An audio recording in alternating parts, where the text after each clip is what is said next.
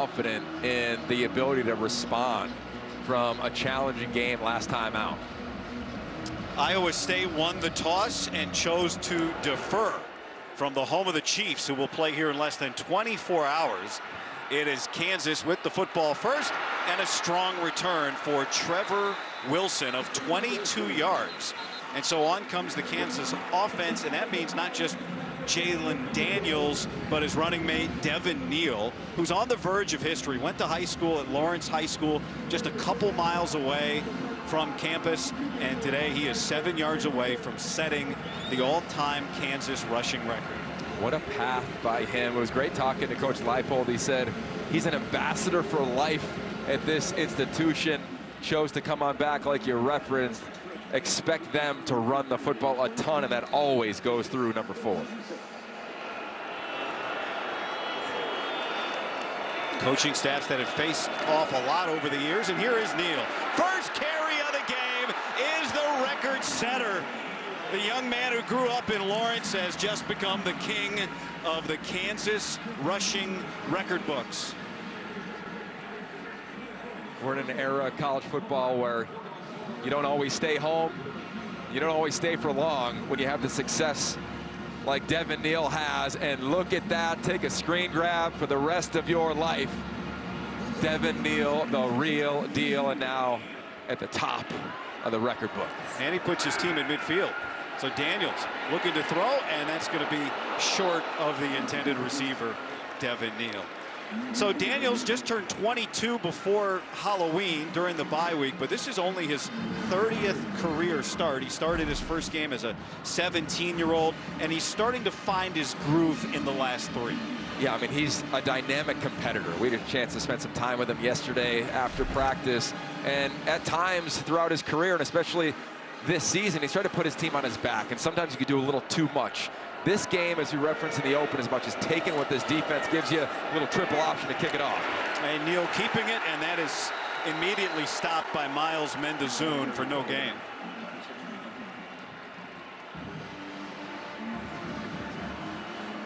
Second fewest sacks allowed in the conference from that Kansas offensive line. Of course, a big part of that is what you see, the availability, the flexibility, the versatility of Jaylen Daniels.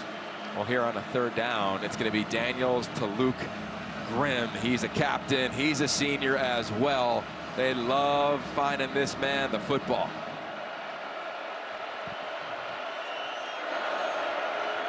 Dougie Million is the man in motion, and they're going to give it to the back on 3rd down and long, and it makes you wonder if they're thinking 4-down territory here. 7 yards on the pickup there. Yeah, I think 4-down territory is going to be a conversation in this game. I think it's really when they cross the 40, so they're going to come out and play field position early. Interesting also on that 3rd down, Luke Grimm not in the ball game on that snap as they ran the football. So Damon Graves is on to punt it away to Jalen Knoll, a man who does it all for Iowa State.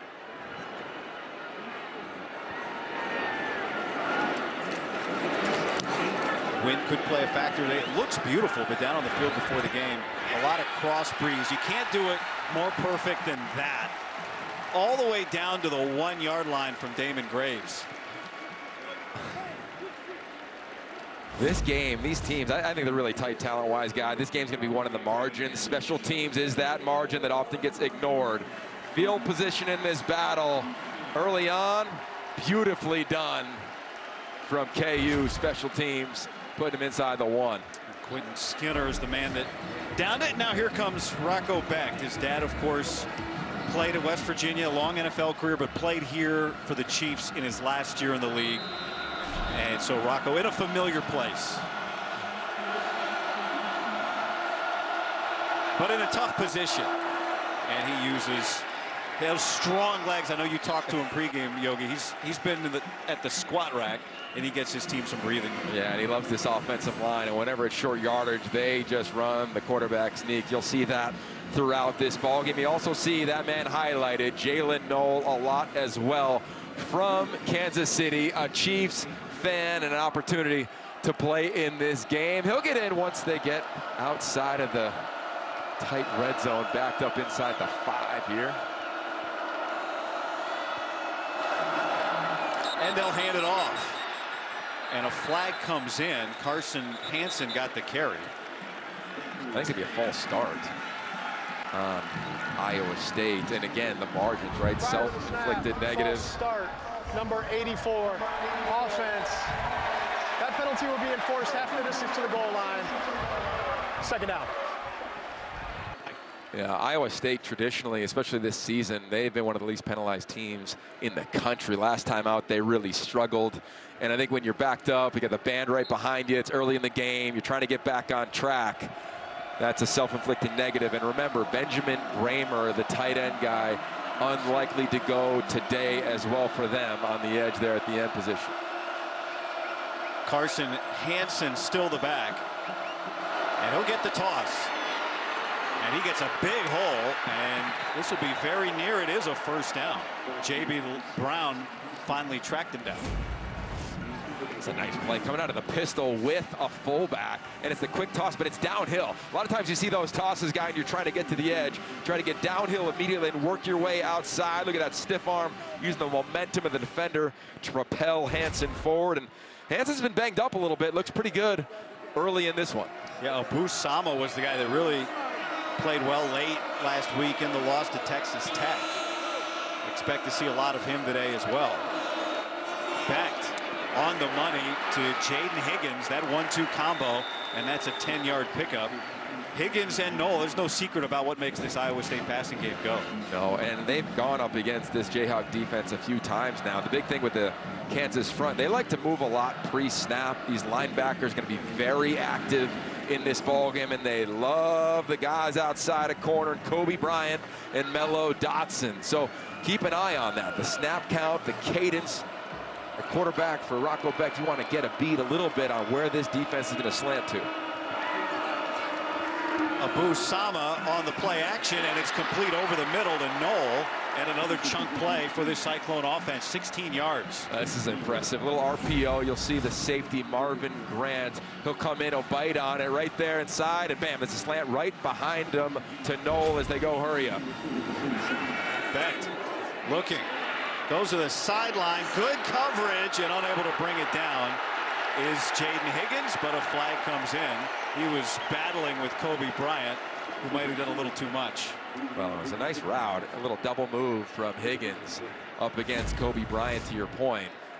I thought early on there was no contact. Bam, there it is, double move. Bryant's all over. Now watch his head as he turns the ball. Number 2. Yeah, there's the grab. Defense, 15-yard penalty, automatic, first down. I think at first I'm saying no penalty, but then you see that hand right inside the collarbone there on the shoulder pads. Good call by the officials. And we'll be seeing this matchup all game long, guy. We'll be all over it up here. You got elite corners, and Kansas knows they want to play man coverage and try to stop the run with the other 9 defenders. They'll put them on an island like they just did.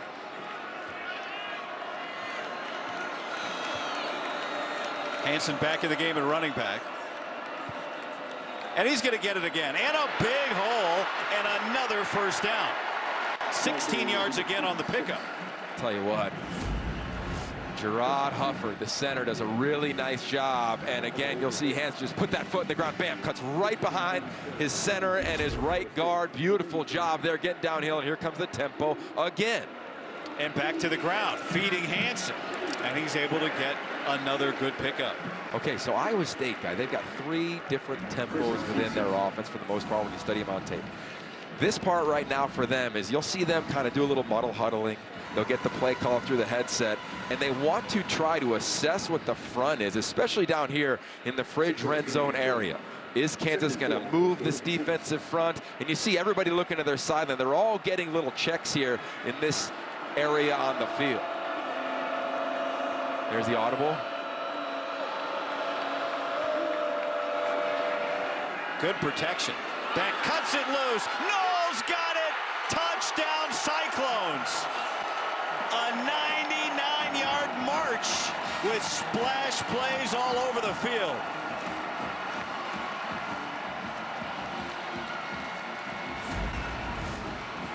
How about the route from the slot right there's that man, the hometown Jalen Knoll, and he runs right by the defender. Beautifully thrown ball.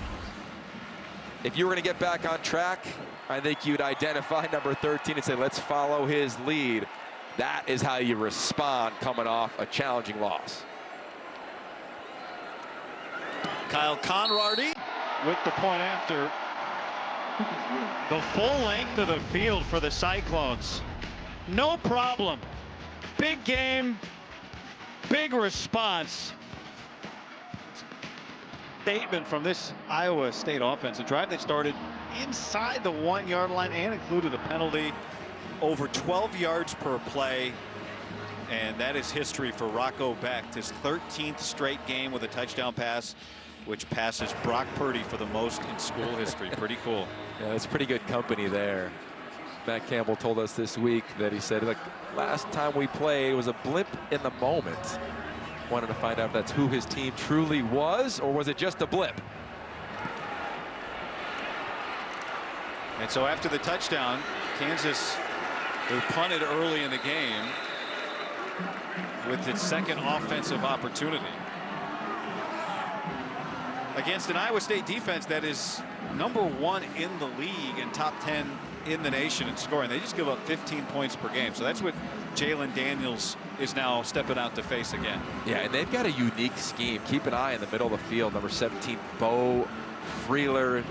He is one of their most dynamic players. They play this unique 3-3-5 defense alignment. And the whole goal is to keep everything in front of you. And Freeler, you see him right in the middle of the field. There he is, the captain. He can fit in the run. He can play pass. It's hard to identify what to do against him. Here's Devin Neal, who set the Kansas rushing record all time on the first possession, and he gets 4 yards here on first down. And who was all over him? It was that guy, Bo Freeler. I mean, guy, you'll see him line up like that step. He's 8 yards from the line of scrimmage. There'll be times when he's 18 yards from the line of scrimmage. So the communication, especially at wide receiver in the run game, who's going to block him? How do you block him? That's a big element of this game for Kansas. So what position does he play? We're going to call it middle. Okay.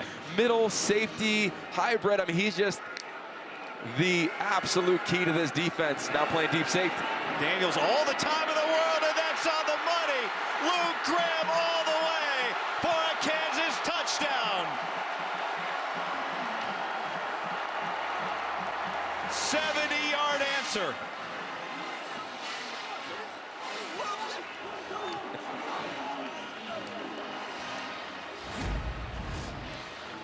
What did Coach Leipold tell us? Not worried about how his team's going to respond. They respond beautifully, and they bring that man in, Luke Grimm, who did not play on that initial drive. 70 yards to the house, looks off the safety. The throw beats the coverage from Bo Freeler. Big time from Daniels to his top target. Tabor Allen to tie the game. Explosive plays, name of the game so far. Yes, it is. Sometimes my arm will beat your coverage. And we got a classic at Arrowhead kicking off. Well, we said this game would be won in the margins. This one is by inches. That's Bo Freeler, the safety. He looks like he's going to play middle safety center fielder. As the snap unfolds, all of a sudden it's too high. Two high safeties, and the arm, the throw beats the coverage right beyond the fingertips of Bo Freeler to Luke Grimm, and he is excited, and that is a team who's responded with their backs against the wall early at Arrowhead. He grew up an Eagles fan, Grimm, so it's a little extra special here today. So Iowa State and Kansas expanding blows here to start this game.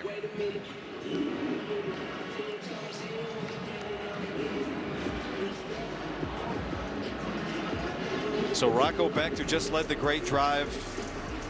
You know, the run game was a big part of it. The passing game, though, with these two, Jaden Higgins and Jalen Knoll. Yeah, look, I mean, look what they do. Yeah, Iowa State wants to be a downhill run team, but they know their best players are those two individuals to the left of your screen in Knoll and Higgins. They're going to find ways to continue to feed them, especially if they can have success running the football like they did with Hansen early on. It's only good things for those explosive wideouts.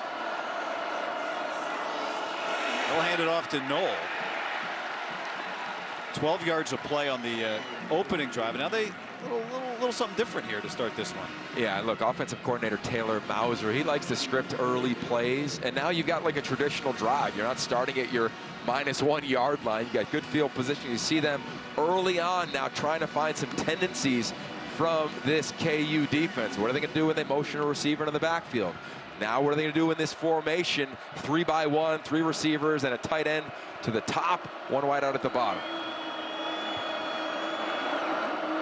Nolan Higgins together at the bottom of the screen. Becht is looking that way, and now he'll go down, sacked. That's a coverage sack. You hear that term a lot. What does it mean? It's when there's nobody open in the back end. Really nice job of Taylor Davis, the safety. You'll see as the play unfolds to the right of your screen, there's just nothing doing. He's looking for Higgins, not open there. The rush gets to Rocco Becht. Nice job by this active front. I'd expect pressure here on a 3rd down. Keenan Caldwell all fired up as he came off, and now it's 3rd down and 13. Pressure right up the middle, and they beat it with the quick throw to Jaden Higgins, and he breaks out for the 1st down. Wow, J.B. Brown almost got to Becht. Again, but almost wasn't good enough. Again, in the margin. Here comes the pressure, unblocked. Becht knows it. See how he slides, that savviness in the pocket we talked about early on. Understands this timing and the space. Nice job by him, and now it looks like a false start. False start. Next snap. Number 84, offense, 5-yard penalty, still 1st down.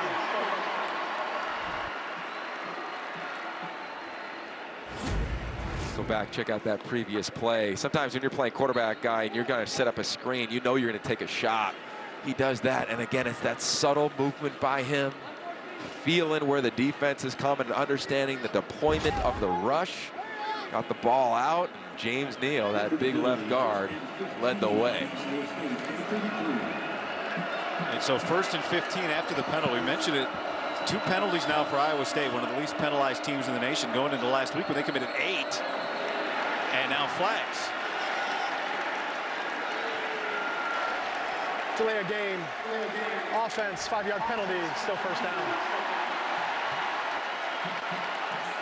That's penalty number 4, 3rd on the offense. And all 3 on the offense are self-inflicted. Every single one of them, right? I mean, you got 2 false starts. You look at what just happened there in terms of not getting the snap off in time. These are things that you cannot do in this environment, and especially when you know you're going to get your opponent's best. And here comes this defensive Kansas. Do they drop 8? Do they try to heat up Rocco Becht again?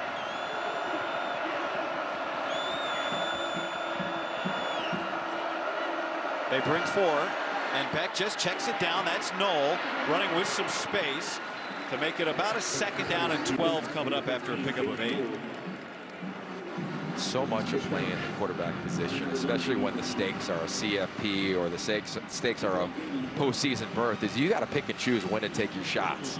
So I like right now for Rocco Becht checking the ball down, finding his open receivers. This Kansas defense is playing a ton of zone coverage right now, especially with these long down and distances.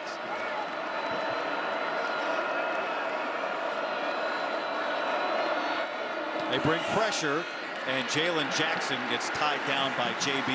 Brown after a 2-yard pickup. It'll be 3rd and 10. You know, it was fun yesterday, wasn't it, talking to the staff, Brian Borland, the defensive coordinator at Kansas. And he said, look, we can't just line up against people and just win snap after snap. We've got to be exotic. They bring in fresh bodies. Keep an eye on number 45, Dean Miller, defensive end at the bottom of the screen. He's their best pass rusher in these types of situations.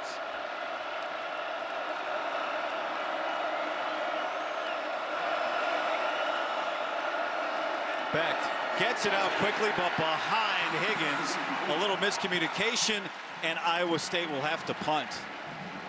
What a win for this Kansas defense. Really, this whole team. You think of that 99-yard drive, they respond. It's man coverage on that side and just driving on it. Rocco Becht just misses the throw.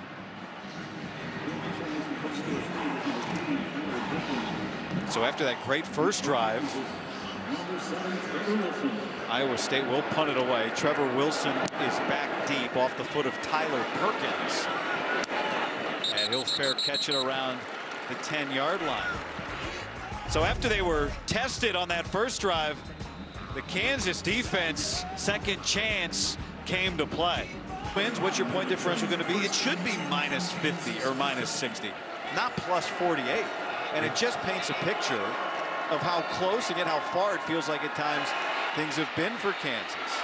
Daniels flushed on first down, and he's able to make something out of nothing and pick up 11. You know, we talked to Coach Leipold about, hey, how fragile is the psyche of this team based on that graphic and the reality of their record. And he said he was so proud of the leadership and the upperclassmen. There's not a lot of blaming, complaining, or deflecting. This is a really veteran-laden group. By that man you just saw extend for a first down, Jaylen Daniels. He hasn't lived up to the quote-unquote hype around him, but he's found a way to stay steady. That's how they feel coming into today. They started a top 25 team preseason in the league. They were picked 4th. Daniels pulls it down and then just sits down after a pickup of almost 9 yards. But there was so much anticipation, so much hype. This was going to be a team that was going to compete for a Big 12 title. I mean, they lose to Illinois, and the Illinois fans rush the field. And Lance Leipold said, look, that was a wake-up call to our team. Like, hey, we've got a target on our back. And, you know, with a senior-laden group, 60%, they've handled it well. Yeah, it's been so many of the little things. Nobody has tapped out. Nobody said, hey, I don't want to play anymore. Hey, I'm going to hit the portal. They've stayed connected to this process here, led by that QB rolling out. Leave the ball in his hands, and he pulls it down and connects for a first down to Trevor Cardell. I mean, he just makes life so challenging for defenses, right? You think you have him on first down, he runs it, gets a first down. Then it's a real quarterback run, and now look at him climbing to his left. Great vision on the over route, finding Trevor Cardell, his tight end, who's coming off his best game as a Jayhawk last time they played against Kansas State.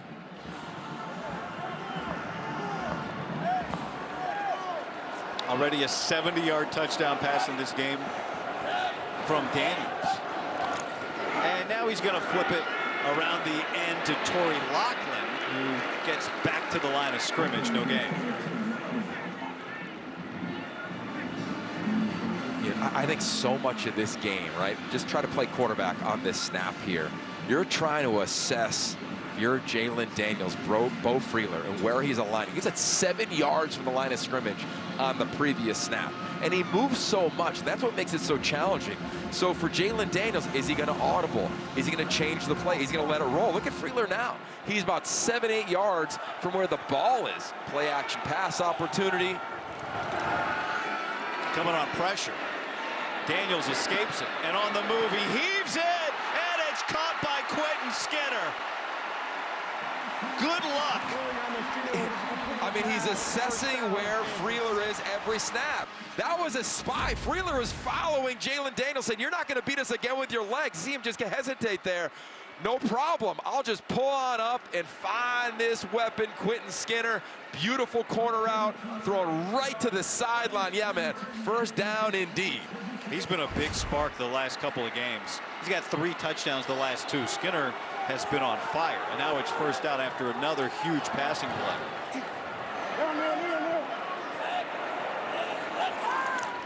Daniels looking that way again. He wants Skinner again, and he makes the catch, but out of bounds. Incomplete. Well, you know what's so amazing about this John Haycock defense for Iowa State guy is they don't bring a lot of pressure, right? So you can stand there and try to make a couple of throws, and look at that effort. Whew, by about 2 inches. He had the feet down. They were just about 2 inches into the white. You saved that for the highlight tape. Yeah. Anyway. Yeah, you do. Put it on a green screen. Yeah. So now 2nd and 10. But we again, got a little pistol here. A little pistol. Iowa State doesn't blitz a lot, so it's really about execution, just trying to assess with the motion what the defense is. Play action for Daniels. And he cuts it loose and right into the window. Another catch for Cardell. That was right on his back hip for 13 yards. Yeah, it was a really nice job by everybody offensively. You'll see it to the left of the screen there. One tight end's going to pull that flat defender.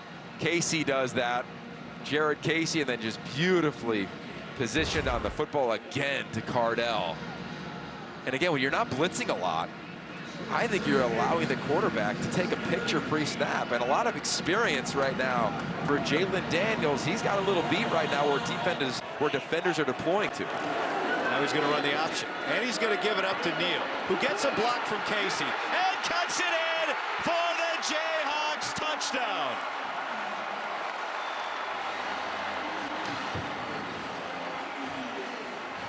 And that sets a new Kansas rushing record for Devin Neal. Every which way. Triple option to perfection.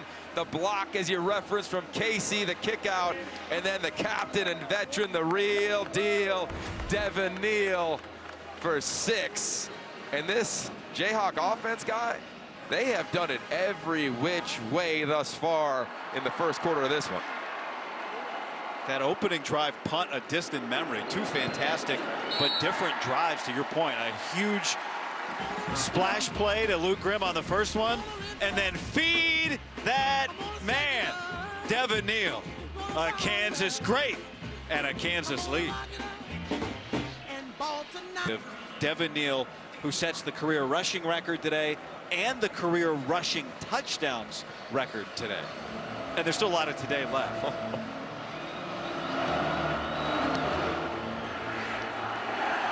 You know, it was amazing when we talked to Coach Leipold. He said after last season, he sat down with Devin Neal and his family and talked about what it was like to come on back. If he came back, the legacy he could have within the program.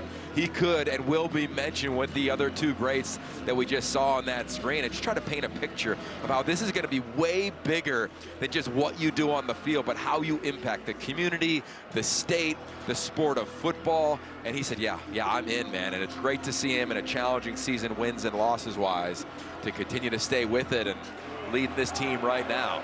And set to graduate next month. So from up 7-0 to down 14-7. Rocco Becht in Iowa State, and Becht pressured and brought down. Dean Miller, there he is. The star pass rusher. It's what he does best, off the edge. He is an elite pass rusher for this group. You'll see him on the bottom of your screen, just unblocked. Absolutely unblocked. You have to account for number 45 every single. The triple option. Big explosive plays from both groups. The biggest issue for Iowa State right now is being behind the sticks because of penalties.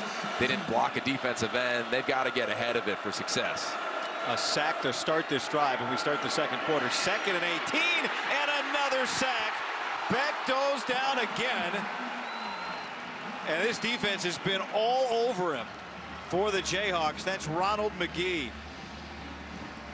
They've rotated a bunch of defensive linemen. They're bringing fresh legs in. And McGee unblocked. Watch him just win with his arms right there off the edge. And that's just physically winning that battle. So they go from not blocking a defensive end to trying to block a defensive end.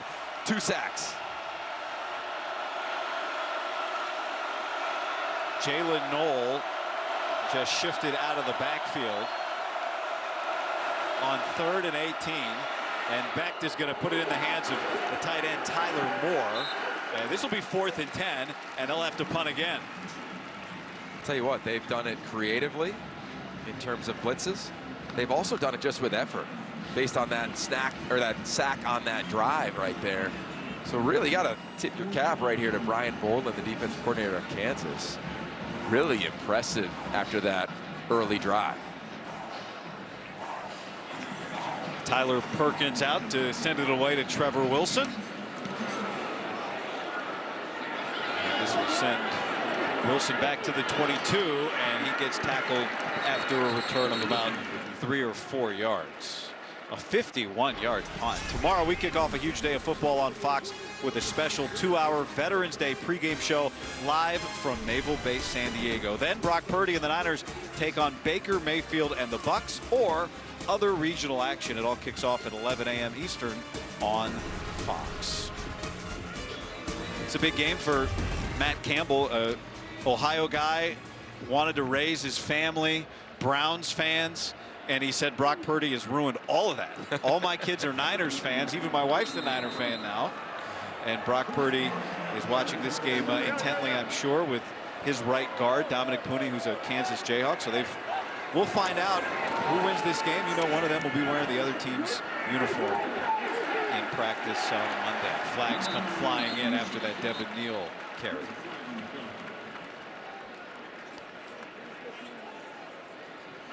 Personal foul, face mask, number 52. Defense, 15 yards. Added to the end of the run, automatic first down. It's right at the end. That's right there. That's an easy call for the officials. And again, Iowa State, this is a team that, heading into at least last game, they did not commit penalties. We've seen them continue to hurt themselves. Already 5 penalties on the day. They've been drive extenders for Kansas when they have the ball, and they have been drive killers when Iowa State is at the rock.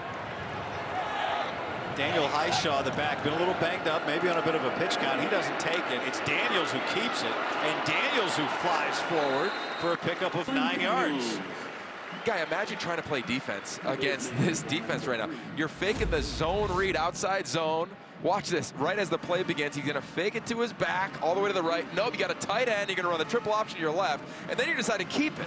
I mean, that is a lot to process defensively with one of the more dynamic athletes at quarterback in America. With everybody going one way, it became 4-on-3.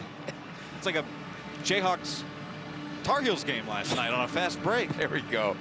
And it's good to see Daniel Highshaw in as well for KU. Didn't know how much he would play in this game. Kansas at 7 yards a carry right now. Daniels, all the time in the world. And out of the back, there is the back, Devin Neal. And he's able to churn forward after the catch, down inside the 25. God, this is big time. This is scheme right here. Devin Neal, you'll see it on the fake. It's really impressive. He just finds a way to slither through that defense. Here comes the fake from his quarterback, Daniels. And the defense just loses where one of the best players in America is, and he's just going to run down the sideline wide open. Lucky that play wasn't for more yards. Really well designed from Jeff Grimes. Couple of tight ends in the game. And it is Highshaw this time, bouncing it to the sideline. And that's very near another first down. Yogi, this team is so good in the red zone. They score touchdowns almost every time they're down here. 22 touchdowns in 27 red zone trips. They've scored every red zone trip this year. This is their 28th of the season and their 2nd of the day. And to me, that's all about execution and the veteran element. We saw the 30 upperclassmen that are on this team. Look no further than Jalen Daniels, just knowing where to go with the ball. And I think when you look at him, and he just plays calm, and he's not trying too hard to will this team. And here, watch, you'll see them quickly get to the line of scrimmage. And Jalen Daniels is lined up at the bottom. So this is Wildcat direct snap to Neal. And Neal gets a block from Highshaw. A flag comes in late. The result of the play puts him down at the 1 yard line, but we'll check on the penalty. Yeah, I think this was going to come back on I think it was a hold on that left side there. But again, how about the design of the play? Holding, number 52. Offense, 10-yard penalty. Still 2nd down. It's the right tackle, Logan Brown. They come out, they pull Logan Brown. Keep an eye on him right there. Yeah, it's that right arm. Whenever you see a defender kind of get twerked like that, even as they're going to the ground, the officials are going to call it. Easy vantage point from them. Now they're backed up in the red zone. Instead of 1st and goal at the 1, it's 2nd and 11.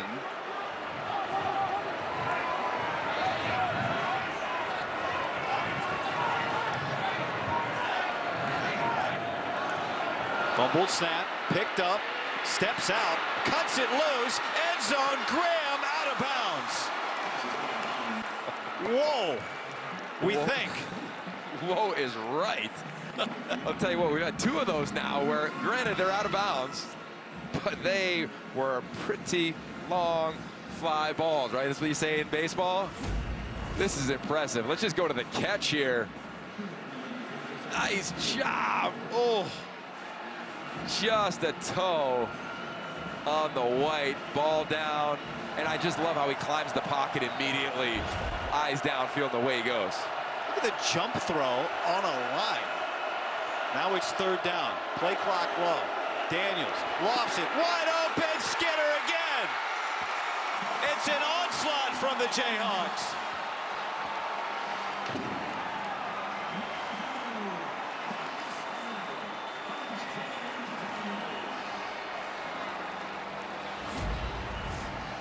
2 wins. How?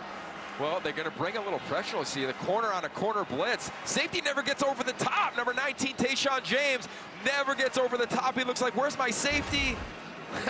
You make a mistake against this quarterback, Jalen Daniels, he's going to make you pay. He's done it all game long, does it there for 6. Allen on for the point after. Kansas was down 7-0. Lance Leipold's team is rolling. Jalen Daniels doing it all. Coordinator John Haycock and one of the top defenses in the nation and in the league trying to get things figured out. I mean, you look at the season average, normally allow 5 yards per attempt. Today it's 19, and their opponent today, Kansas, has already surpassed the total passing yard average that Iowa State allows.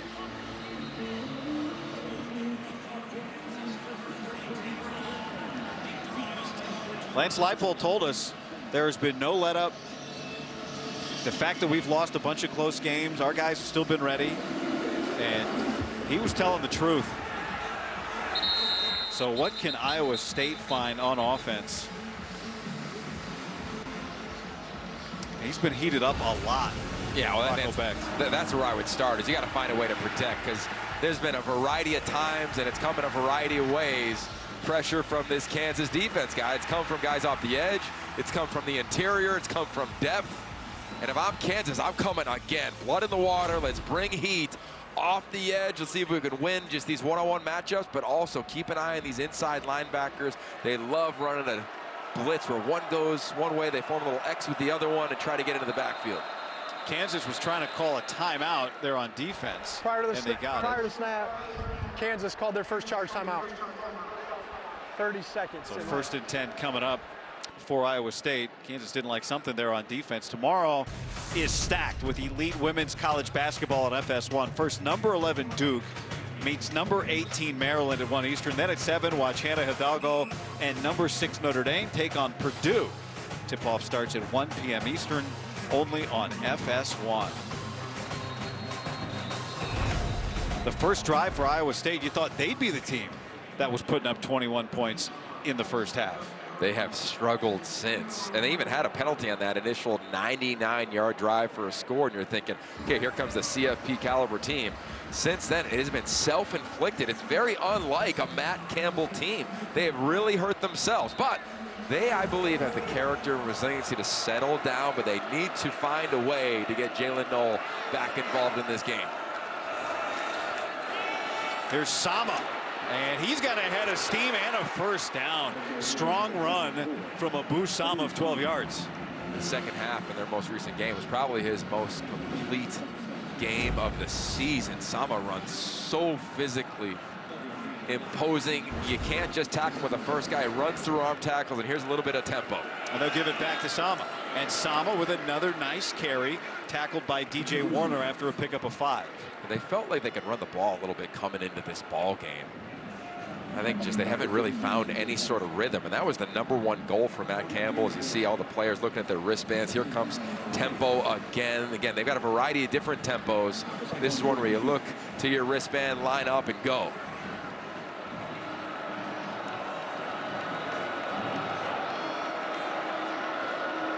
Becht will keep it. It's deflected, and behind the intended receiver, Jaden Higgins. Jason Gilliam got a hand on it, and it's 3rd down. Higgins loses his helmet, so he's going to have to come out here on this critical 3rd down. But going back to the comment from Matt Campbell, he said we have to find a little bit of a rhythm. The last couple games, we haven't dictated terms. Right here, anticipating the RPO. Again, a pressure off the edge, hands on it, and now we're in 3rd and 5. And this Kansas crowd is getting into it. Becht, and that's complete. A big conversion, and that'll move the chains for Iowa State. There's the freshman here, Dominic Overby. This is a nice job, man-to-man coverage against Kobe Bryant. Really talented corner, and he just wins. The patience for a young wideout against a veteran corner was really impressive. All smiles right there from Matt Campbell with his freshman wideout moving the chains.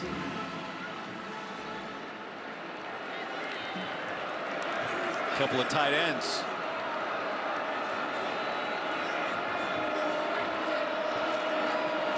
Carson Hansen for 2 yards. Unique wildcat situation there on the snap. And then they go back. Again, a variety of tempos. You see them looking at their wristbands. And with all this helmet communication, wristbands are kind of something that's gone away in college football. Look at this formation here. They shifted out of it before the last snap. They run left here. They stay in it this time, play action. Backed. He's got Noel. Noel's got the ball, and he's down to the 5. 40-yard connection. Yeah, they might go tempo here. This is impressive. That was all on the quarterback. He audibles, sees all those bodies near the line of scrimmage. Deep play action. He had 2 fullbacks and a tailback. Throws it on the post. Somewhere in Arrowhead Stadium, Andy Reid is going, ooh, I like that. Making a note of that. But again, you talk about the command of Rocco Becht. He's got a 25-point checklist every Sunday that he starts with his preparation. It's all about situations, right? What are we going to do on a 3rd down? What are we going to do in this unique formation? Now, how are we going to handle the red zone and the pressures that traditionally come from Kansas defensively? And Iowa State, what do? They bring in a couple offensive linemen. Trevor Bohr, number 70, in at that extra O-lineman. He's lined up at the bottom of the screen, yo. Trevor Bohr, 6'4", 315. Here comes some motion, I'd imagine. This is Bohr on the move. And Beck pops it up and wide open, but over the head of Steve-O Klotz. Oh. And they had every chance. Kansas beat on a pop pass against Kansas State last time out. The motion comes and it's there, and Rocco Becht rarely misses that. I wonder if it was miscommunication, because sometimes the tight end is taught just to stay vertical. He bends it in. Looked like Becht thought that he would stay straight. 9th play of the drive coming up for Iowa State.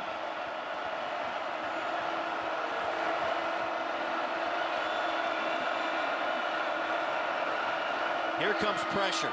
Becht flushed, and he throws that out of bounds, and it's 4th and goal. Huge win for this Kansas defense. And again, just put it in that category, self-inflicted negatives. He had a chance for a touchdown, didn't get it the previous snap. He tried the quick sprint out, nothing there initially.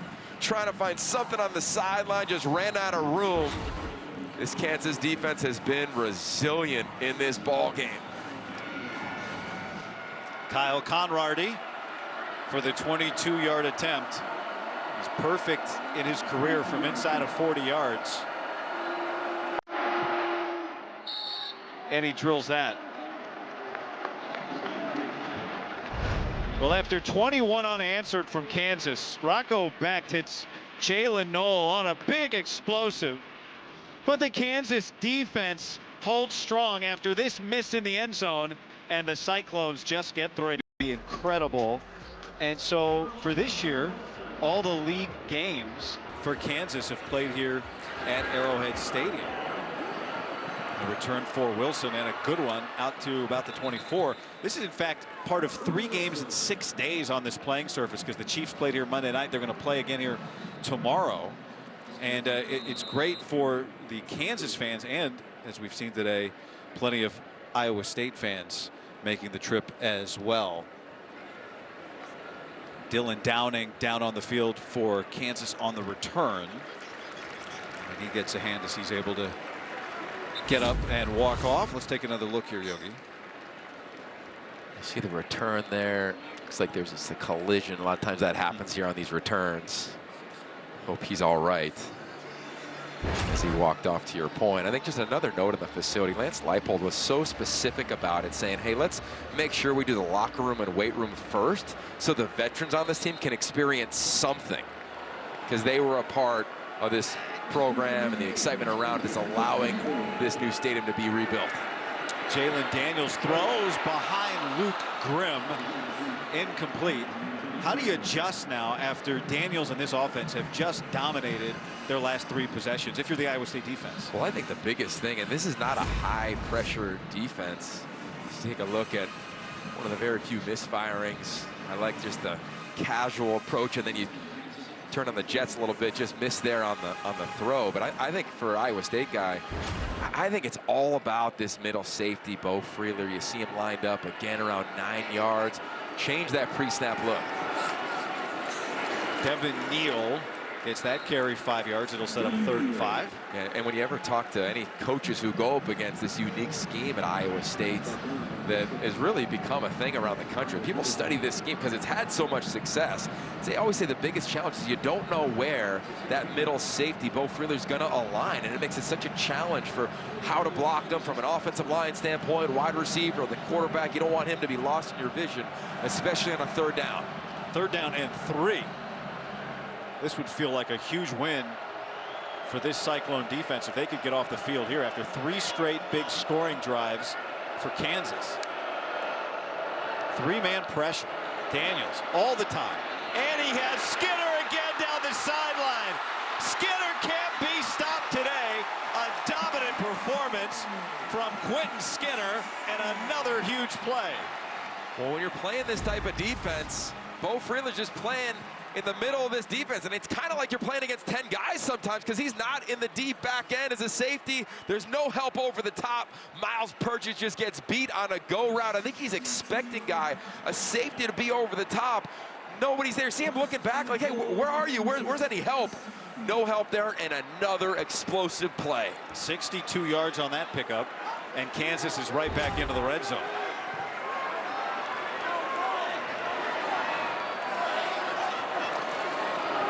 Daniels gives it Neal, and he gets a couple.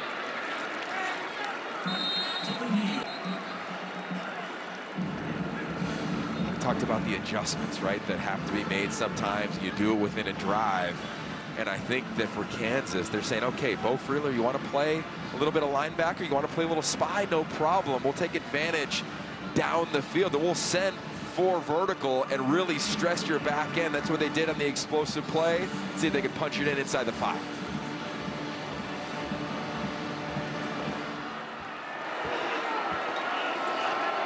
Daniels keeps it, and he scores. Mr. Unstoppable today with another Kansas touchdown.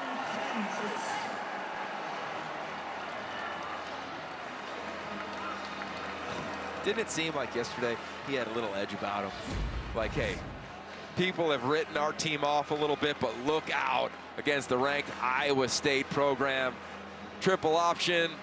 He and his partner, Devin Neal, a little bit of a fake, and he's taking that one all day long, and it's all smiles on that sideline. Well, you know, he turned 22.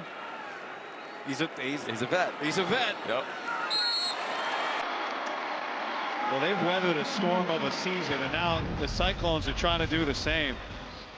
Jalen Daniels and Quentin Skinner just keep connecting, and Jalen Daniels looks unstoppable today.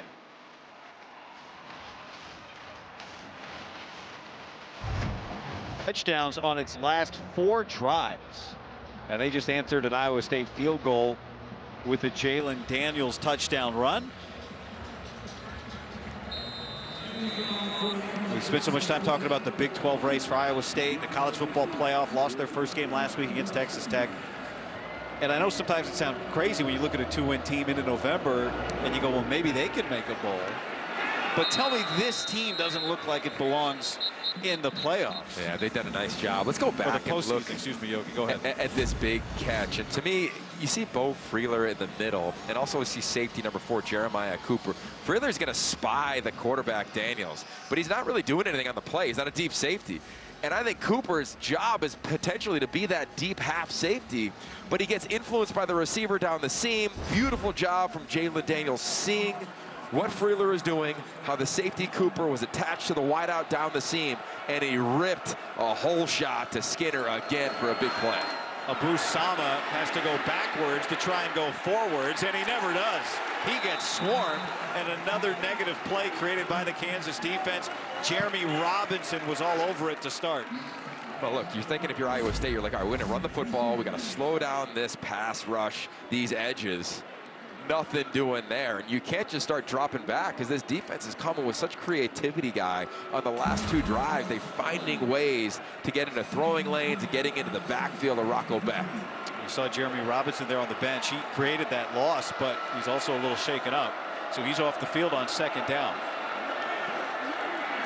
Back hit, it's deflected off the helmet of his teammate, and it's incomplete. More pressure from the Kansas front. They've been all over Rocco Beck today. And now it's 3rd down. Watch them just time it up with their hands up, and they don't even necessarily knock the ball. They just get a hand on him from the interior defensive line. They're getting too much pressure and push with this front 4. And I'd expect pressure from J.B. Brown right here at linebacker.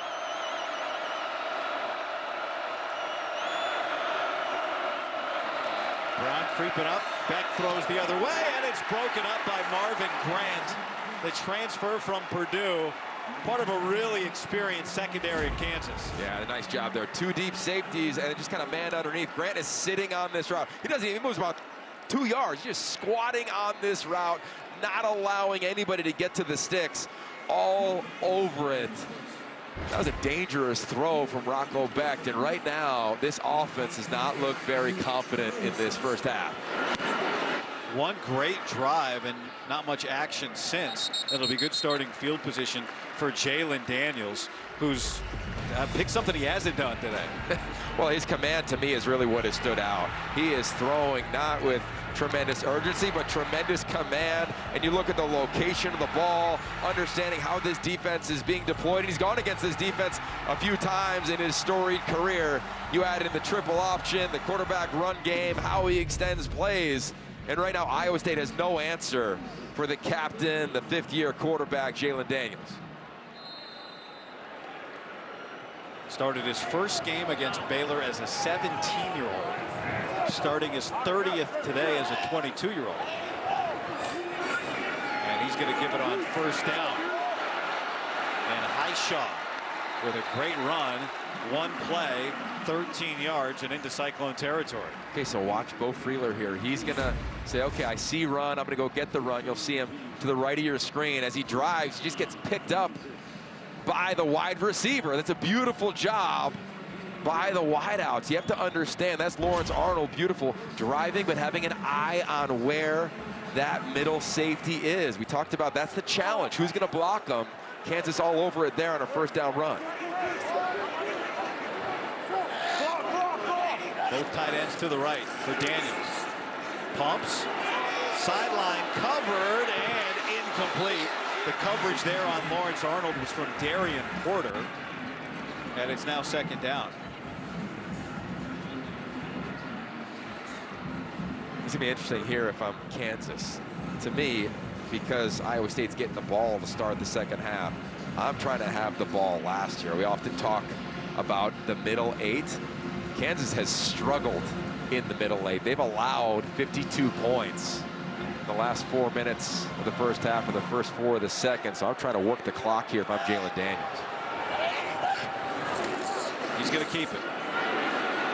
Daniels just sprints and slices and picks up another 1st down. 10 yards. I mean, he's just so hard to tackle. The way he just can kind of push and stretch and put pressure on the edge. There was no chance right there for the edge of Iowa State trying to string it out, He puts his right foot in the ground, just cuts right on back. He's such a dynamic athlete, and he's playing with such conviction right now.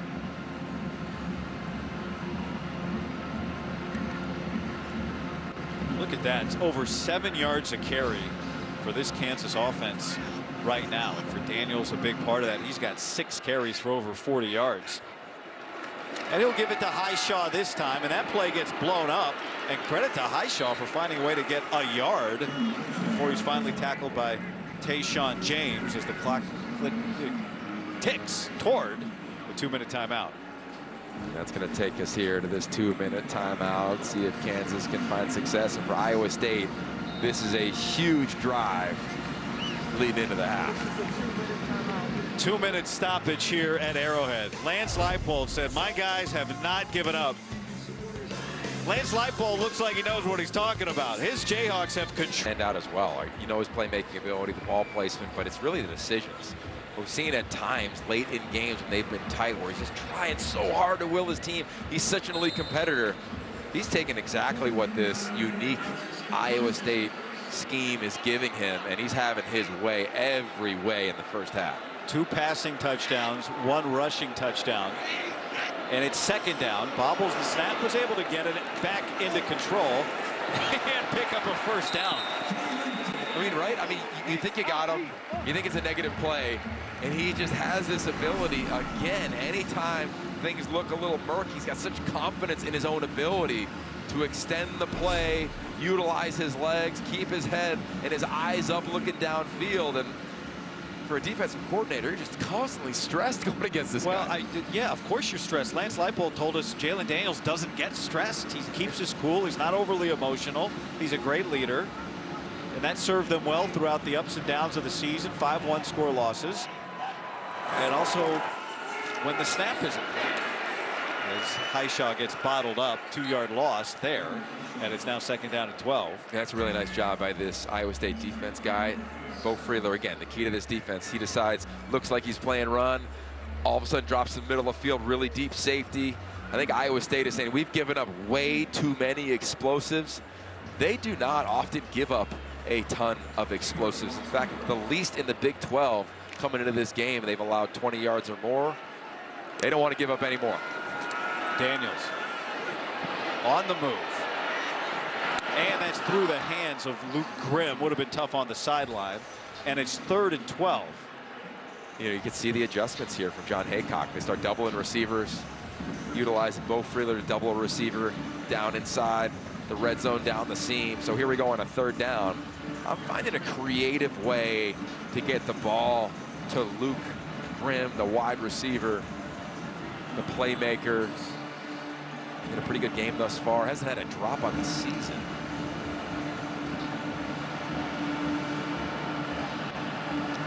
Kansas is inside of field goal range here on this 3rd down. 3-man pressure, but there isn't any. So Daniels takes his time, lofts it, and it's broken up. He was looking for Grimm, and Jeremiah Cooper was there to knock it away. That's a great play from everybody involved, right? Cooper knocking the ball down. Grimm was so savvy, just trying to find a little space in the zone. There was a moment to get him the ball, but a little late from Daniels. And really nice recovery from Cooper to knock the ball away. Tabor Allen on for the 47-yard attempt. His long on the season is 41.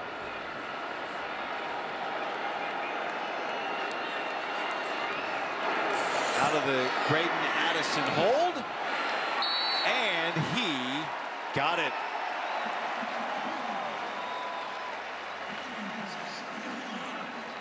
Another good drive for Lance Leipold's group with 1 minute left here at Arrowhead. Let's check in with Mike Hill.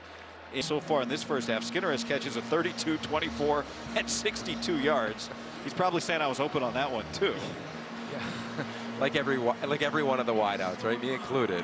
You're always wide open, but I'll tell you what, how they have attacked this defense of Iowa State is the storyline in the first half.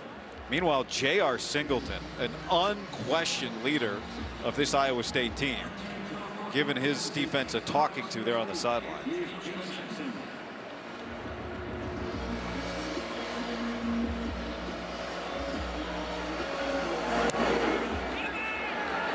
Iowa State makes something happen here before the half. Jalen Jackson's going to go kneel that. They are going to get the ball first in the second half, but they got work to do. This week, of course, the first college football playoff rankings came out, and this is what the bracket would look like based on the first reveal, with BYU in there at number 4. Well, we know it's going to change, right? Many times. It's going to change after today with Miami losing earlier today. But then you look at the teams that are out. The first 5 that are out, Iowa State found themselves in that list, and right now today is not helping their cause. They're going to try to find some points here before the half, see if they can double up as they get the ball to kick off the 3rd. Beth steps out of pressure, and he throws it behind Jaden Higgins. Clock stops at 56 seconds. Iowa State with all 3 of its timeouts. You know, challenge right now for this Iowa State offense, guy, is for Rocco Beck. They're trying to take shots down the field, but the pocket's collapsing. And what Kansas is doing is they're dropping a lot of defenders into those intermediate holes in those zones. There's nothing doing for him underneath. Lucky he hasn't thrown a couple turnovers in this game.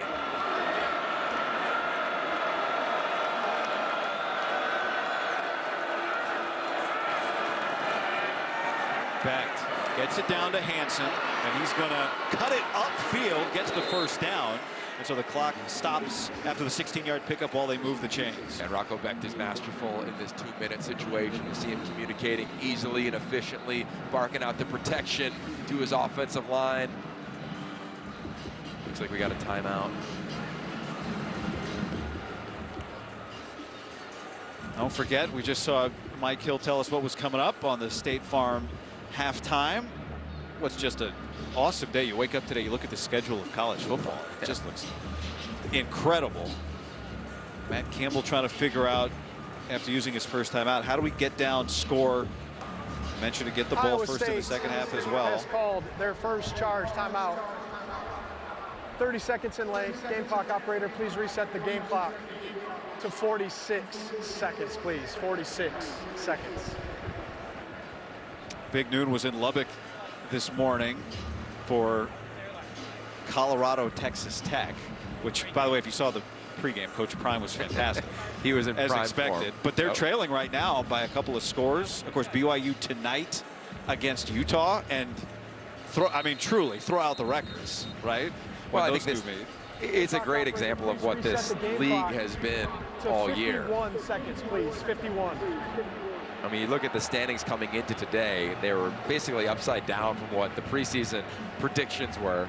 And I think every Saturday, guys, that's why we've seen such electric games in the Big 12. Anybody can knock anybody off. And you know who can affect the whole thing is Kansas. Yeah. This game today, then they play BYU and Colorado still ahead on their schedule. They'll play BYU in Provo, and then Coach Prime will be here at Arrowhead with the Buffs. After the Iowa State timeout, first down and 10. Backed, pressure. Backed, hit, backed. Just lets it fly out of bounds, but it was Jeremy Robinson with another pressure. I'll tell you what, you could be Pat Mahomes, Rocco Beck. If a defensive front four is getting home, you are in trouble. And that has been the story in this first half, and that is why there is some green on that jersey, because the defensive line for Kansas, we thought they were going to have to blitz a ton. They did early, guy, but they have settled down in this second quarter, not bringing a lot of pressure, just winning in the defensive front.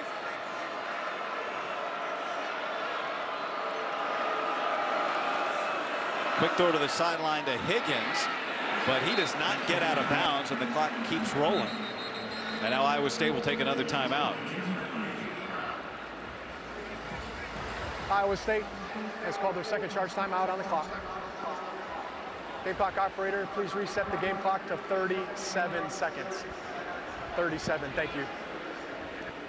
Yeah, to me, in these situations, guy, you really want to start working the middle of the field. I understand the timeout situation, but Rocco Beck's got such mastery around this thing. See if they think this is 4-down territory. Like, do you try to get a quick out, get a first down, and then you're moving? And if so, I'd be working in between the hashes. Benders with your tight end, your wideouts like Jalen Nolan company, Jaden Higgins. Got to find a way to get these explosive receivers involved, I think, in the seams against this zone defense of Kansas. One timeout for Iowa State. They need about 15 more yards to get comfortably into Kyle Conrarty's field goal range.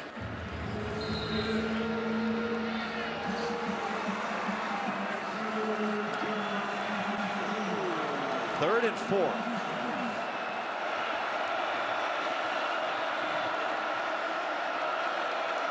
Three-man rush. Backed over the middle. Right on the money. Higgins. He stays on his feet, and he gets inside the 30. 24-yard pickup. His helmet comes off. He'll have to leave. It's the second time his helmet's come off. We got to make sure you buckle that in, man. But this is a really nice job. Keep an eye on Carson Brown, 32. He holds the zone defender. It allows the throwing lane to open up, and Higgins does the rest. So explosive yards after the catch. You're going to see Iowa State spike it right here. Becht will kill the clock with 27 seconds remaining in the half, and they keep that timeout. That's a really nice job. And now it changes your mindset a little bit of you're not just playing for the field goal now, right? You got enough time here to take a couple shots. You see coach saying, hey, be smart. Be smart. Let's make sure worst case scenario, we come away with 3, have some momentum going into the half. Higgins able to come back out after that spike. I like these formations where it's 3 by 1, 3 receivers at the top, 1 at the bottom. Just trying to clean up the picture here for Becht. Pressure. So he takes off and he goes down shy of the line to gain a pickup of 6 yards. Clock is rolling. This will be interesting here. Do they try to run a play? It looks like they're going to here instead of spiking it. So the clock continues to go.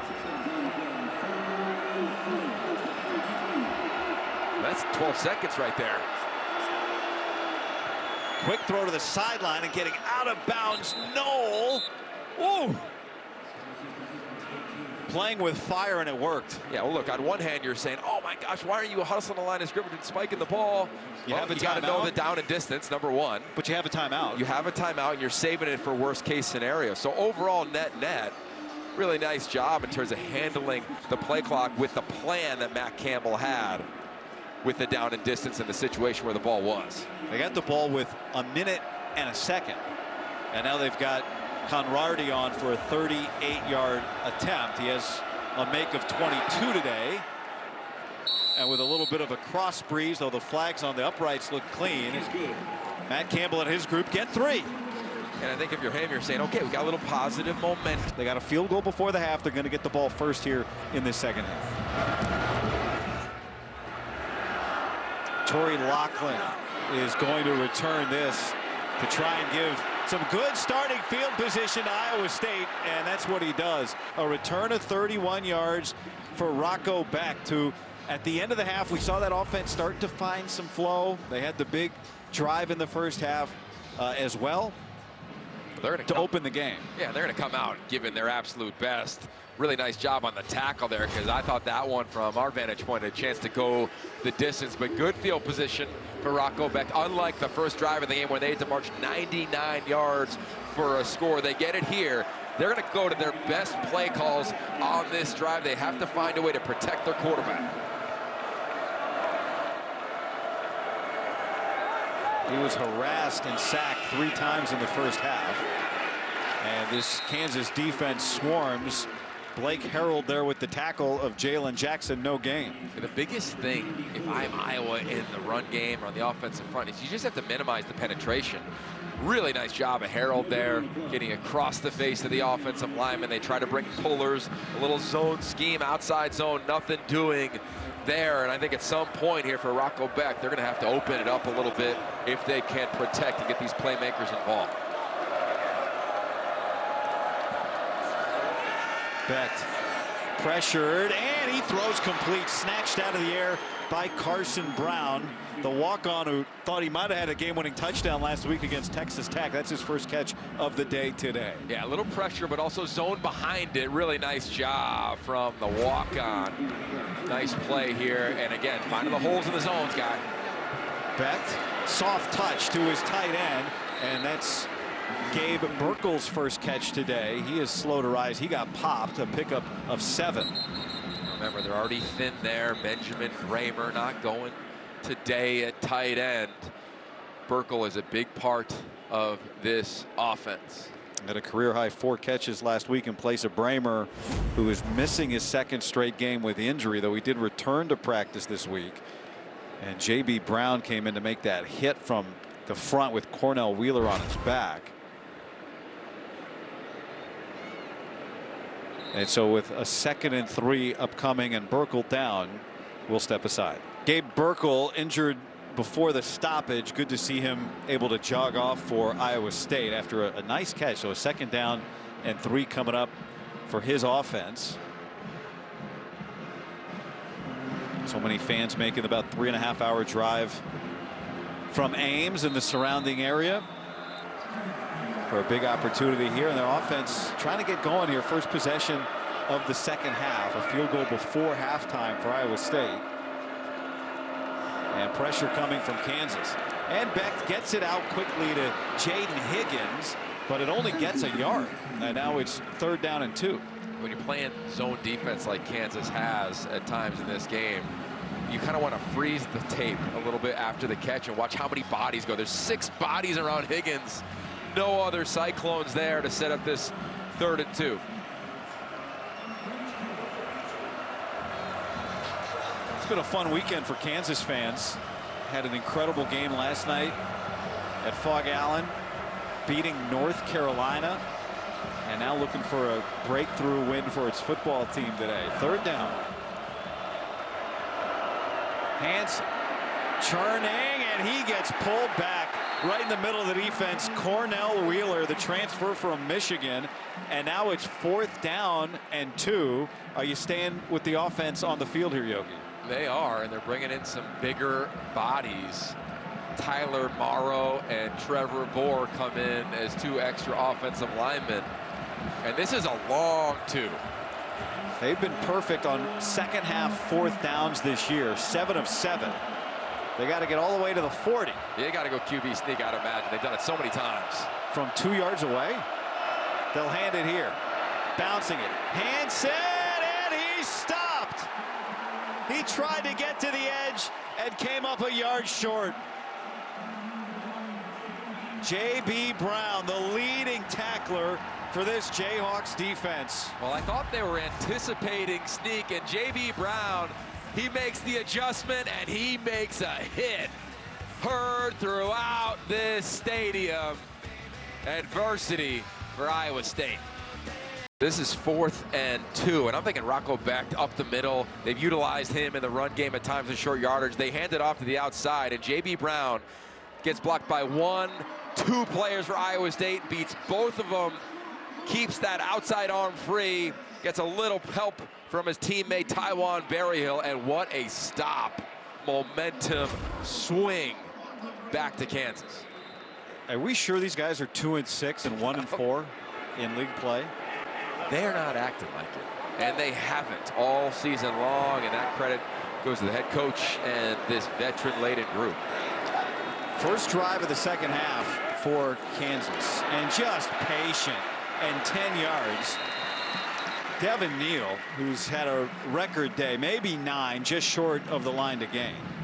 And they're already in midfield. Watch how he allows the blocks to unfold. You said patience, it's the perfect word. He understands he's got a puller come from the backside in Logan Brown. He wants to follow him. His receiver comes in and gets a block on Bo Freeler. They've done a really nice job in terms of targeting defensive linemen, linebackers, and that middle safety Freeler all game long.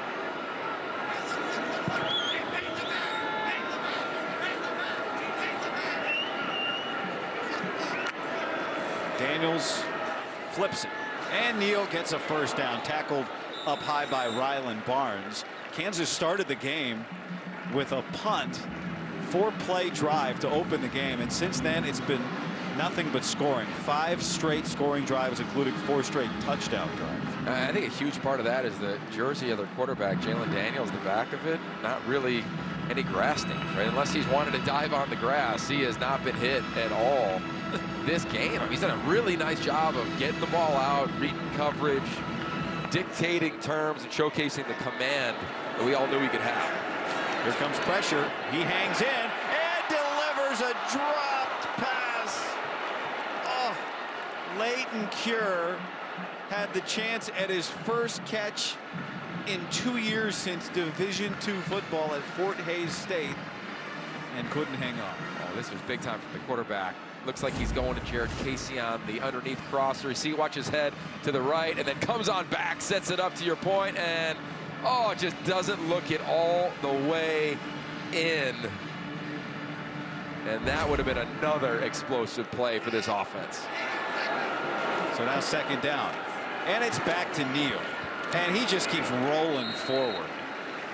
What a day today for Neal, but talking to him yesterday was fun to talk to him after the team's walkthrough. You know, he went to Lawrence High School, just a mile away from Allen Fieldhouse. He said, I'm a huge basketball fan. His best friend from Lawrence High School is Zeke Mayo.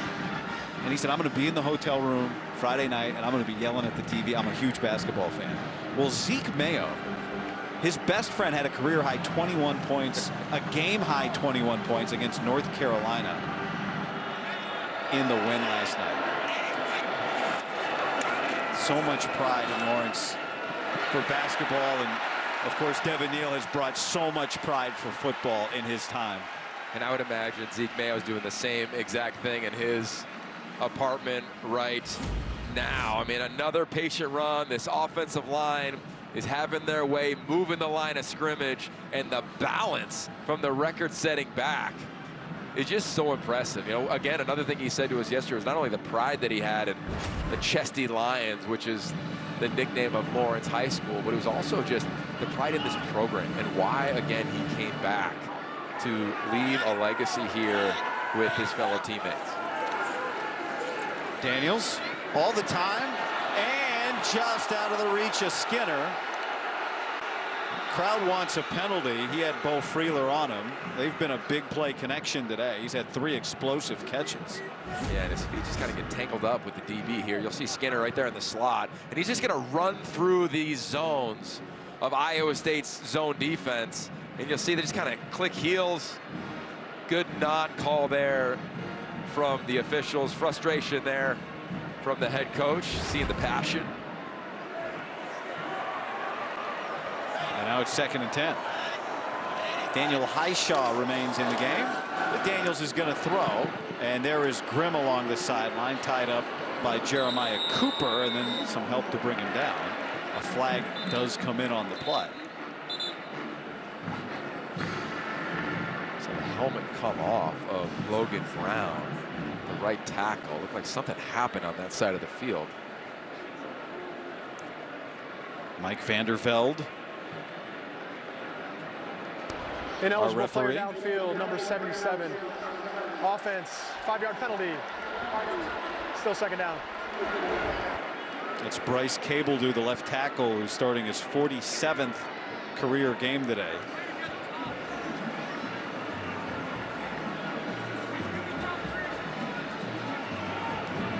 Just the 3rd penalty today for Kansas.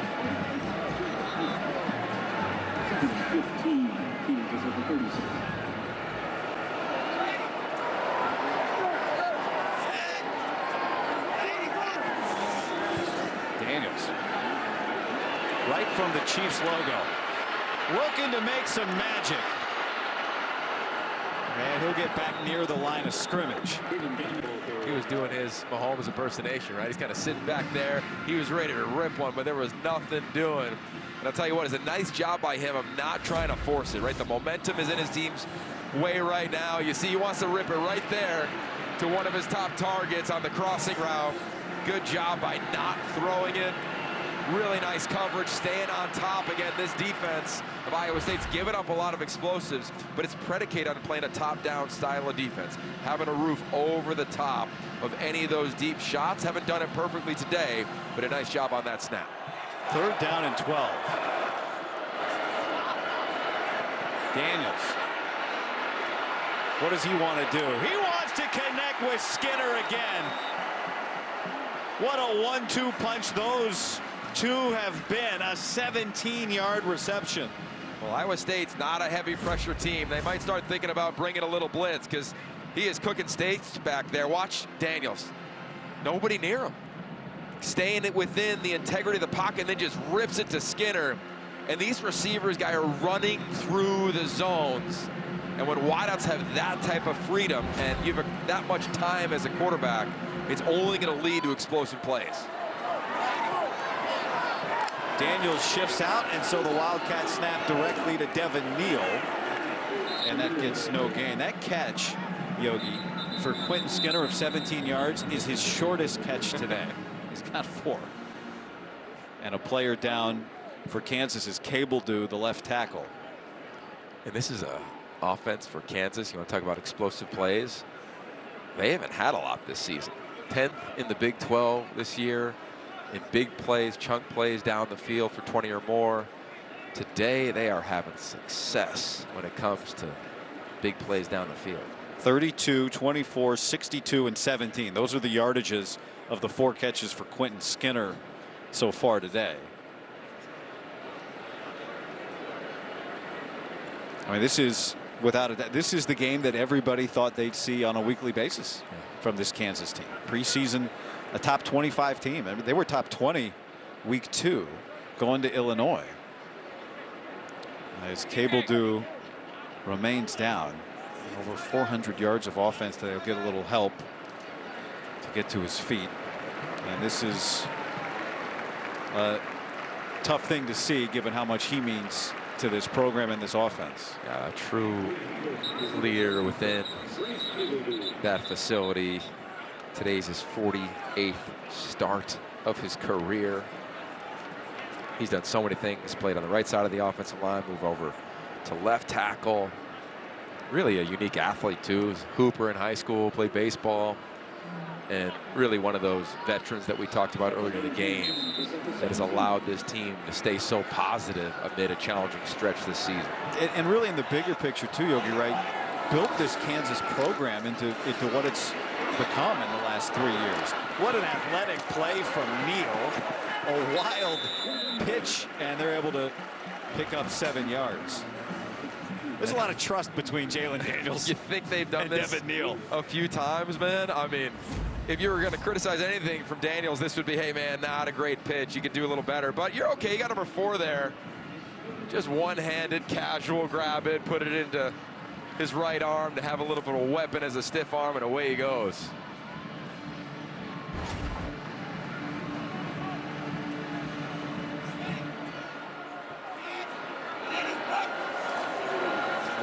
Play of the drive. Back to the ground and back into the end zone where he belongs. Devin Neal on a record-setting day. His 2nd touchdown of the afternoon.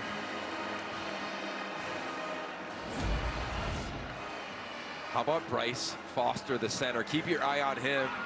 As this play develops, he's going to step to his left and just get across the face and just not stop. And the patience from Neal allows his block from his tight end and that backup left tackle, Calvin Clements, to send him into the end zone once again. The record books continue to go his way. It's the rushing record and the touchdown record he keeps adding to. Just an incredible career for an incredible player. Lawrence born and Lawrence bred, and the pride of Kansas football right there. Close, right? We just got to keep working. He said nobody has not brought their best, and they knew against this scheme it would be a challenge. He's gone up against defensive coordinator John Haycock a few times in his career at different stops. And right now, I'll tell you what, this Kansas offense with his leadership did a nice job against this unique defensive scheme. And how about some love for the offensive linemen that are out there calling plays? His offensive line coach when he was a player at UTEP was none other than Andy Reid. I think he's got the keys to this building, right? I think so. Yeah. And of course we talked to him, we say we know Andy Reid likes taking plays from other areas, as all coaches do, college, maybe even high school. He said, oh, we've taken a few Chiefs plays as well. Here's Rocco Becht taking a shot and on the money to Jalen Knoll, who stumbles down inside of the 30-yard line. Iowa State needed that. Guy, there's only one place to put this football. Little play action. He's looking there the whole time. Double coverage. He says, I'm going to my #1 target in Jalen Knoll. Baller. Big play. What a connection. And now Becht keeping it. And he gets tackled after a gain of 2 yards. Let's take a look at this dime from Rocco Becht again. This is impressive. I mean, he is looking his way the entirety of the time. Secondary's eyes are the eyes are facing the receiver, back to the quarterback. They have no idea where the ball is. Beautifully placed. That's how you get a little energy on that sideline. Jalen Knoll's shown up today. 6 catches for 136 yards for the star receiver from Kansas City, back in his hometown where his favorite team plays, trying to make some comeback magic here. And that is the tight end Gabe Burkle, Good to see him back on the field. Had to leave injured earlier, and that's a first down. A really nice job from Taylor Mauser, the offensive coordinator. They flood the left side of the field with 3 eligible receivers, and they sneak out the tight end as they move the sticks. And this is the thing, Guy. I mean, all game long, they just haven't really been ahead of the sticks. Yeah. They are here. They have to make sure they protect and do not allow pressure from Kansas. On first down, Abu Sama getting forced to bounce it outside, and he picks up 4 yards before he's upended. And now pushing and shoving after the play. Sama went to the ground. You think he stayed up? I think everybody was competing as though he was standing up. We'll take a look. He got airborne and maybe landed on everybody. Looks a little helicopter-ish, but Number yeah, 2 on kind the of stays defense up helmet there. came off. I mean, the athleticism for for one both play. backs in this game. Let's take another look here. And it's not that he doesn't, that he lands on somebody. He just, I think his knee might his have right knee hit the but he ground. bounced right back up. Wow. Iowa State, in zero fashion, is saying, all right, this one's over.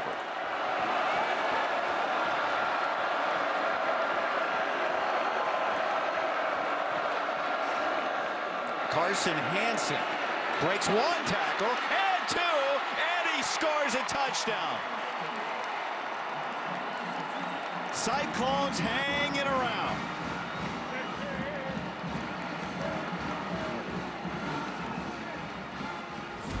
And that was a quick drive. How about the effort? Keep an eye on Gabe Burkle right there, the tight end playing a little fullback. He's going to be the lead blocker. They're also going to get 2 pullers. And then the effort from Hansen following his blockers and just doing everything he can to get in the end zone. The speed he ran with and the power he ran with, to me, we haven't seen that since the early drives in this game when he was having a lot of success running the rock. And now the offense stays out to go for 2. Top of the screen in the slot. You know that man, Jalen Knoll. And now a flag. Can't stop and start like that, Guy. That's why the flag is out. False start, number 32, offense. 5-yard penalty, try for point. Another self-inflicted negative for this team. There's just been too many of them, and that's been the story of the game for Iowa State to a large degree, especially in offense.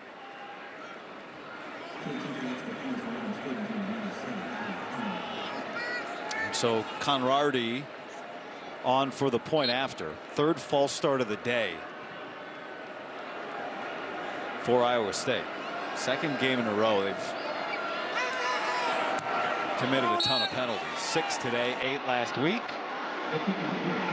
What a quick scoring drive for Iowa State.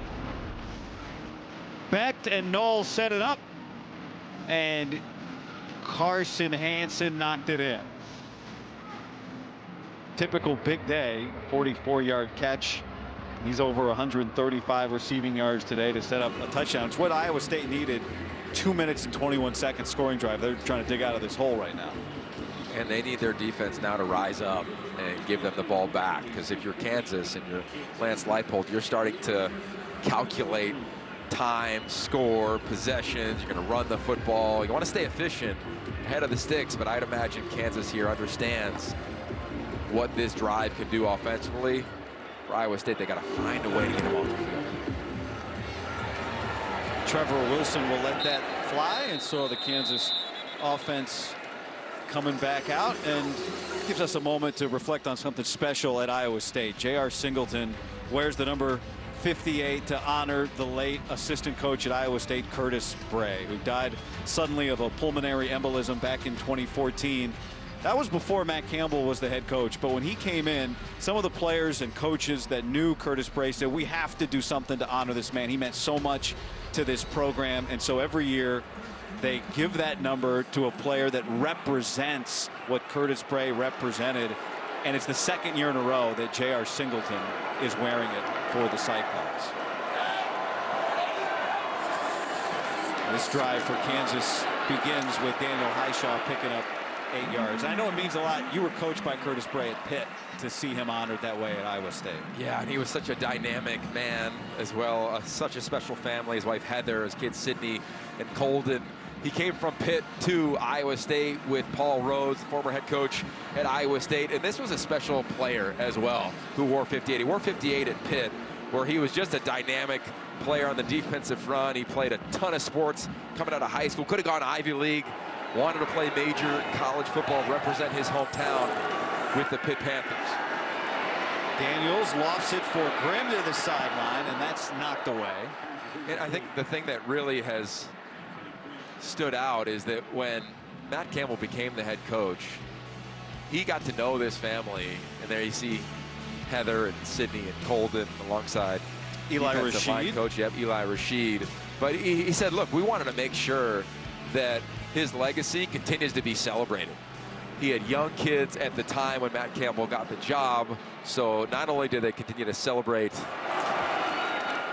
Curtis Bray guy, but what I love about it is there's this Bray Memorial Scholarship. Not only does it go to a player on the team, you referenced J.R. Singleton, but it's also awarded to a student on campus. This year it's Macy Wilkie, who's a PR, public relations major from Clear Lake, Iowa. And I just think it's a really cool element, very reflective of who Curtis Bray was, the man, the father, the husband.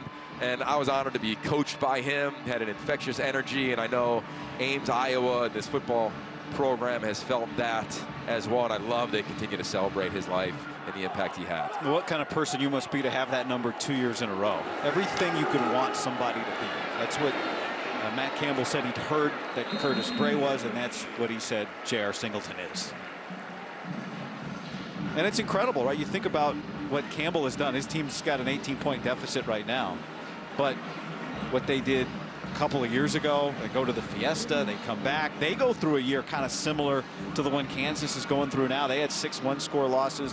They had a lot of hype. They had a lot of attention. And you wonder, you know, people go, okay, well, maybe they've reached the ceiling at Iowa State. And yet here they are back again this year, although their score is not what they want, having another incredible year in a 7-0 start. 2nd down and 5 here for Kansas. The defense needs that stop, but they're going to get it on this possession, or this throw at least to Neal. I didn't think, but I was wrong, because the defense rallied. And they stopped that man who hasn't been stopped today. He did a nice job rallying the football, and I think to your point on Matt Campbell, like he's built such a strong culture there that his team is by zero chance are they going to lay down. They're going to keep competing. That's what he is built upon as a player, as a young coach, and now as a veteran coach, a guy who loves this institution and everything that Iowa State stands for. Number one, they got an optimistic mindset. You see, that has been our mindset coming off a loss. They need to find a way to get off the field right here. They've allowed 4 straight 3rd down conversions. 3rd and 5. Sideline first catch of the day for Jared Casey, and is saving it for a 1st down. Really nice route, and that is all timing from quarterback Jalen Daniels. A simple, looks like he's going to run the seam, then it's the out route up against a safety and Tayshawn James, and as he breaks, the ball is in the air.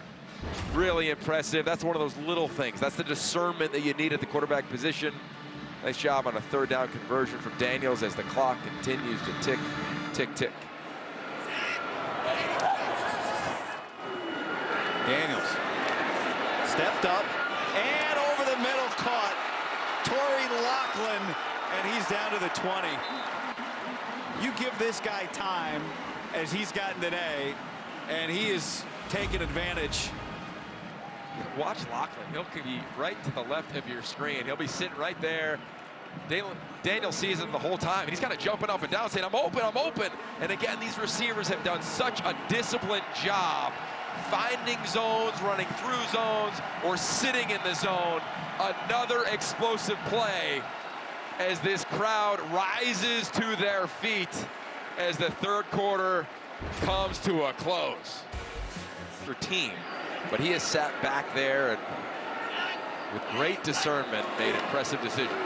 4th quarter starts with a handoff to Daniel Highshaw, and he gets a couple of yards, and the ball is out, says Iowa State.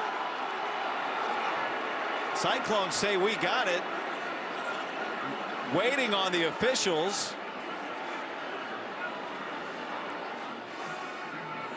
Let's see. Ruling on the field is that the forward progress was stopped. It'll be second down. Joey Peterson came out of the pile with it for the Cyclones.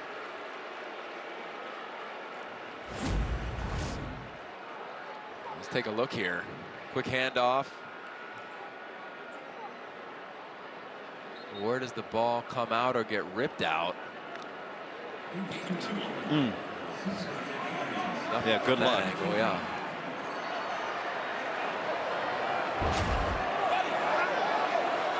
Maybe he was getting pulled there at the very end. Instead, the ball stays with Kansas, and Highshaw finds his way forward. Bring up third down and short. 6-yard pickup there. And that's the thing that Iowa State needs right here on this drive. Find a way for a turnover, right? Your coach and punch the ball out. We've seen that how many times. Ball ripped out. Saw it last night on Fox. UCLA game against Iowa, ripping the ball out of a ball carrier. Arms in real time. Try to find a turnover here. And on the other side, you're saying 2 hands on the ball. No matter what, we're coming away with points. No turnovers in this game from either team. Highshaw runs right into the pile, and this is going to be short by a short yard, and it's fourth down. And Iowa State, I thought for a second they were pointing again, Yogi, but they're just saying fist in the air, Ruling on fourth the down, field is and a here runner comes short of the line to gain. It's fourth down. Yeah. And that's a nice field goal hold to Matt Campbell's point of clapping and being enthusiastic with his team coming off the sideline. See now here if you can get a little bit of penetration. Swinging the momentum of this thing real quick with 13 minutes left in the ballgame. 30-yard attempt here for Tabor Allen, who made from 47 earlier today. Luke Hosford the snap. And that is wide right. So that's exactly what Matt Campbell needed. A defensive stand keeps it at 18. Can Iowa State's offense capitalize on a slowly opening door?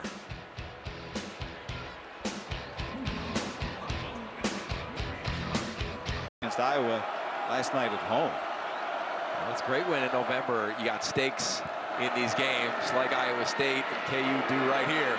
Rocco Beck looking for Knoll. And good coverage that time from Caleb Purdy. And it's second down. Okay, so let's just play quarterback here. You're Rocco Beck. You love this environment. You have this opportunity here. You know time, you know the score, and here comes the tempo, right? Once they find a completion, if they do on this next play, guy, this offense is going to be going, and it's going to be on him to make sure he communicates protection, route, audible, but do it extremely efficiently because every second matters. Beck on the move. Now sets up, and that's broken up. Incomplete. The coverage from Mello Dotson. You mentioned it at the top, Yogi. Dotson and Kobe Bryant been with this program 4 years and have become 2 of the most established corners in the country. Well, that's a really nice job. They move the pocket for Rocco Beck, and then he gets the ball out on time, but Dotson is all over it. Really nice job with that right arm. Never pulls on the receiver. Jaden Higgins, and here we go on a third down. Empty set. They need 10.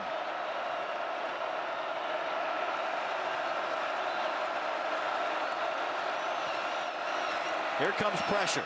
Beck stands in and completes it.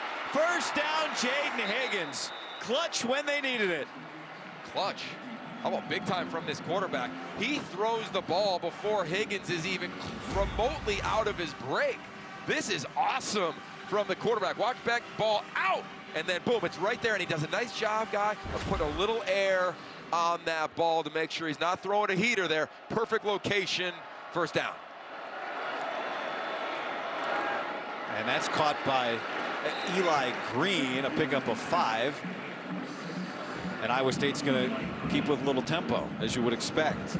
Well, here comes, they're going to change personnels as they look at the wristband, which of course allows Kansas to change personnel, which takes off a couple extra seconds because the officials make sure that both teams have ample time.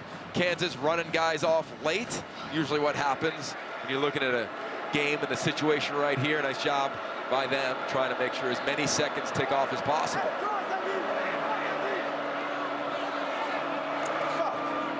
Beck gets it out fast, and that's Steve-O Klotz, and he's down the seam and deep into Kansas territory. A little RPO action. Klotz is wide open down the seam, and that was a perfectly located ball, so he can continue to run. Didn't have to slow down one drop. 28 yards on that connection.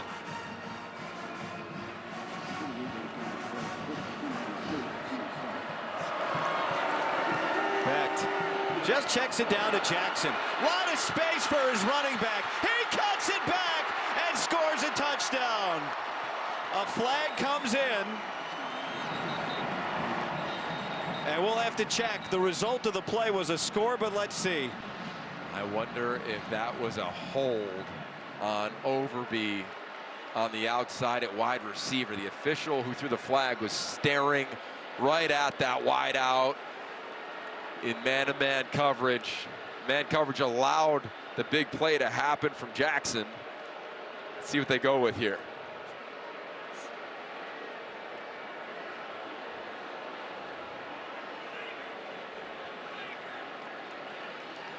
And if it's against Iowa State, it'd be another unforced error.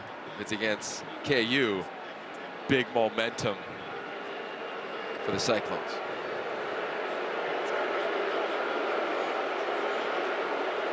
Just such a patient throw for Beck. It looked like pressure was coming, and he just checked it down to Jalen Jackson. He's got a great feel for the game.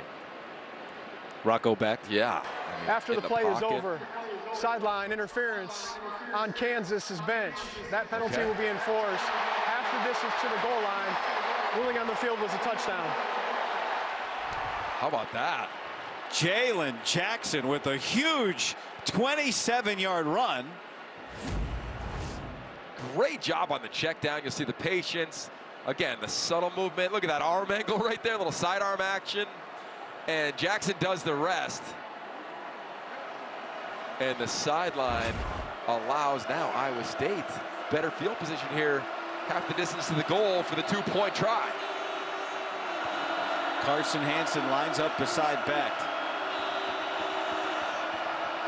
And he's going to lead block. Rocco Beck is in for the two-point conversion. And it's a 10-point game. Character of this team continues to show up. You're thinking maybe they're going to know on that two-point play. They don't.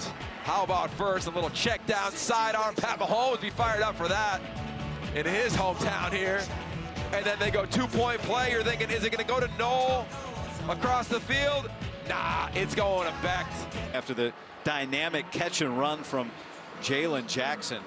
So they've had two scoring drives of under 3 minutes. Touchdown drives of under 3 minutes.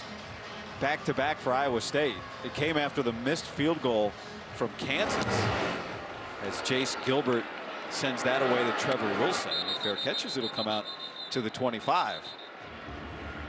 Everyone's entitled to their own opinions, but his are the only ones that matter. Colin Cowherd is the most interesting man in sports. Don't miss The Herd, weekdays at noon Eastern, only on FS1. So what's the opinion on how you manage this if you're Kansas? You've been explosive throwing the ball. You certainly can run the ball. You've done that today.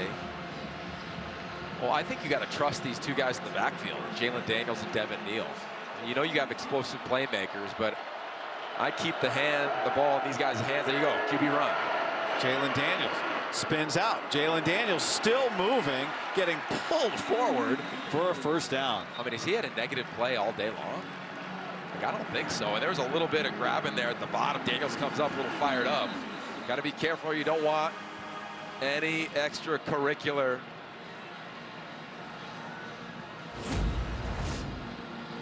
I love the QB lead. You'll see at the bottom of the pile as he gets tackled on his arm there. Right there, it's 52. Joey Peterson just kind of getting dragged. And everybody's up there chippy as it ends. And you see 75 Calvin Clements. Remember, he's in the game. Bryce Cabledew, who started nearly 50 straight games for Kansas, left with an injury earlier. So on first down to the sideline to Grimm.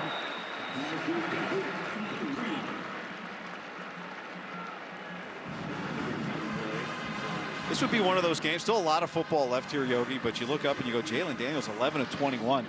This would be a, hey, don't box score scout the performance today, right? Well, to the point of negative plays, he's had one all day long with the ball in his hands, and it was on the very first drive of the game. So he's done a nice job. You see there we go quickly to the line of scrimmage.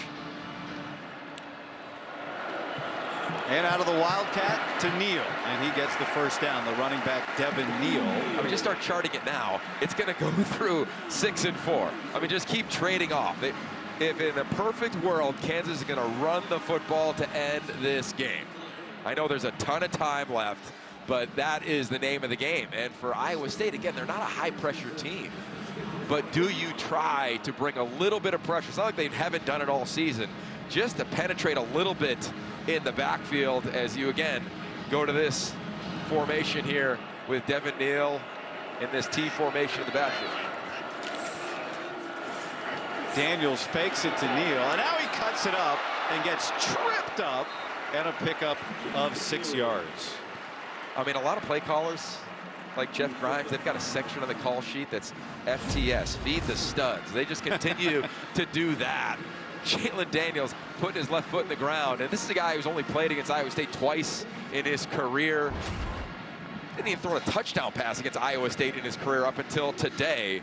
And he is having a whale of a game, and 2.5 minutes it just came off the clock, and only 2 men have touched the ball. Neal and Daniels. And Daniels will pitch it. This is Neal. He cuts it up near, should be a first down, maybe just short. But now he's over 100 yards today. And he just set another school record. Look at what he's done. Yeah, he's done it every which way. All-time leading rusher at this university. Touchdown, all-time leading rusher when it comes to running touchdowns. And he's just been that Lawrence native that he dreamt of becoming. I don't even know if his dreams were this big when he came out of high school. Daniels airs it out. Skinner again, and it's broken up by Jeremiah Cooper. Cooper had a chance at another interception. Look, I'll tell you what, I don't mind the momentum play call from Jeff Grimes, just trying to take a shot. But if you're Iowa State, this might have been your last shot of getting the ball back and slowing this Kansas offense down, because the clock, again, I get an incompletion, it stops, but I'd imagine they'll run it here on a 2nd and 10.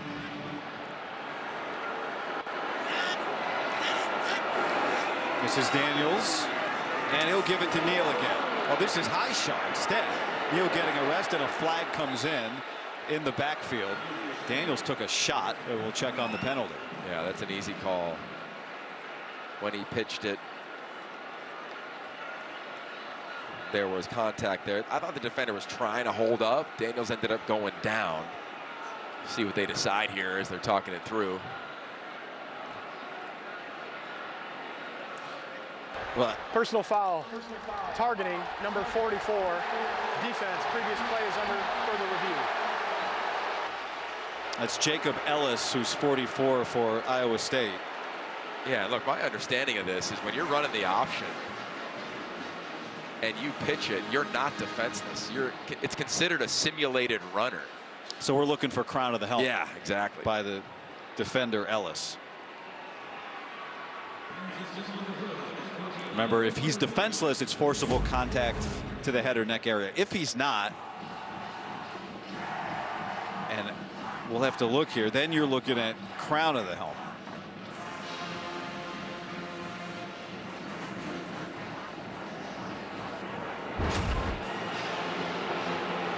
And, you know, we'll have to see, Yogi, too, like how far after the ball is gone.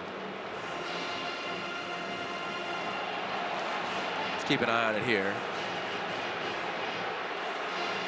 Yeah, to me, that's not targeting. Because he's not when you're running down the line, when you pitch it, it's not defenseless to my understanding. You're considered a simulated runner. Unless it's dramatically late. I didn't think it was dramatically late. Dean, what do you think? You're exactly right in terms of the posture. That option quarterback is not considered defenseless because that defender, that's a runner coming at him, has to be able to make a tackle. Now, if he hits him with the crown, that applies to any player. That's going to be the key. Did he lower his head and hit him with the crown? It would have to be that for it to be targeting. This will be a good look. Does look like he lowers his head. If it's the top of the helmet, that's going to be targeting for crown, but defenseless player protection is not part of this. That's a great explanation, Dean. Thank you. It's that immediately lowering of the head right there. Yeah, I mean, you know, one of the things the replay officials are looking at here, is he looking down when he contacts? The crown is just the top, 6 inches around the top of the helmet. And I know we're seeing the head or neck area contact there. To your point and to Dean Blandino's point, that's not the part of targeting. That's not. Right. There's two different types, right? And that's not the one we're looking at.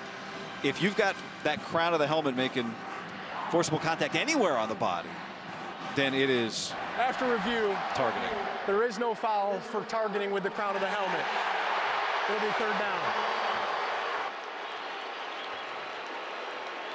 Let's bring Dean back in here. Dean, what do you think there? So in replay, they've got to confirm all the elements. There's no stands option here. It either is or it isn't, and obviously they felt they just couldn't confirm crown. This is a good look. He certainly lowers his head.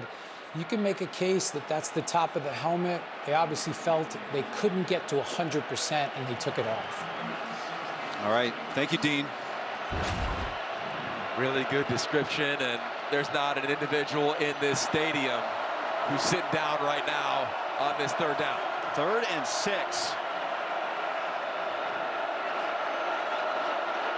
Plenty of time on the play clock for Daniels.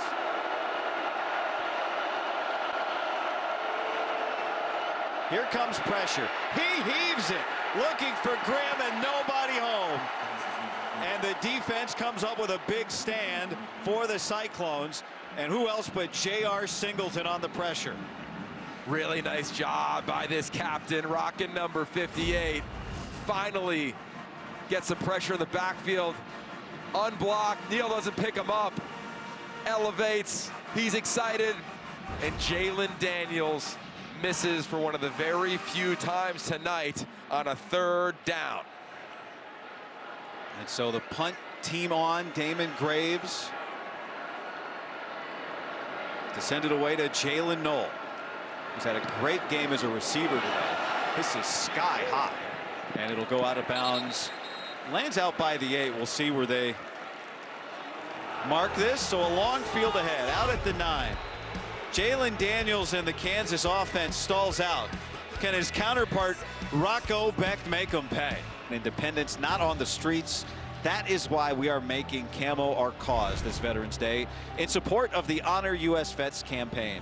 Post wearing camo on social with hashtag Honor U.S. Vets and visit go.fox/US Vets to learn more about how you can help end veteran homelessness. Iowa State takes over after the punt, and Abu Sama gets swarmed at the line of scrimmage. Iowa State needs to keep doing, Yogi, what they've done. Look at the last 2 drives for the Cyclones. They've been so efficient with the clock, a combined 4 minutes and 9 seconds for those 2 scoring drives. Yeah, and Rocco Becht has not been holding on to the ball longer than 2.5 seconds on any one of those plays. He's got to continue to get the ball out. Again, they cannot have any self-inflicted negatives with the shifts of these 2 tight ends right now. Strength of the defense changes. Becht looking to throw, and it's intercepted. Mello Dotson with the pick, and he takes it all the way back.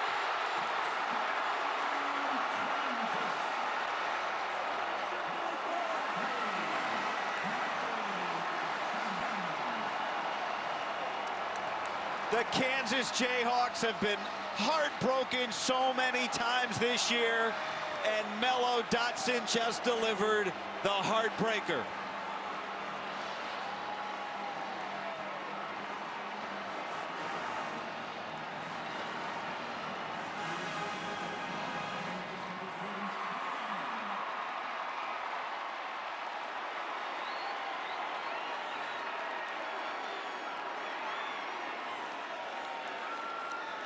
Tabor Allen with the point after.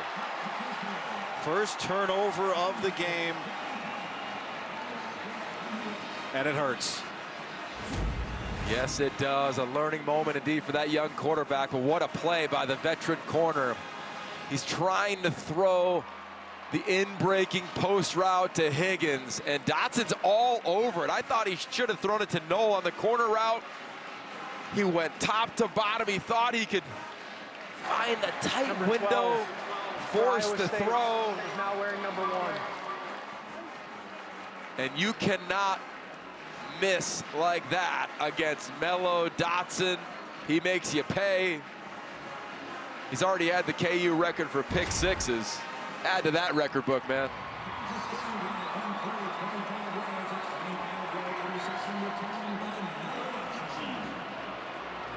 Just as it felt like Iowa State was ready to mount a comeback, trailed by as many as 25, got it down to 10. And now under 6 minutes remaining.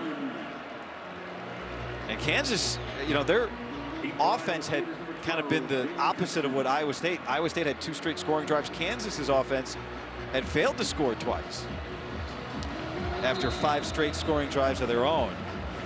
And Mello Dotson brought Arrowhead Stadium back to life.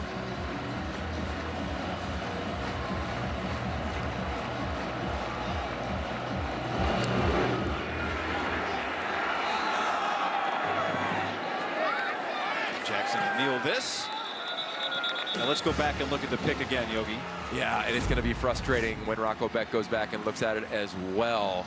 He's going to end up rolling to his right. Jalen Noel is going to be a receiver that I think kind of comes open on a corner route. You'll see him in the slot. He's going to keep going, and it's like he forces that in-breaking route. Either way, not a lot open there for Rocco Beck. Forced the ball.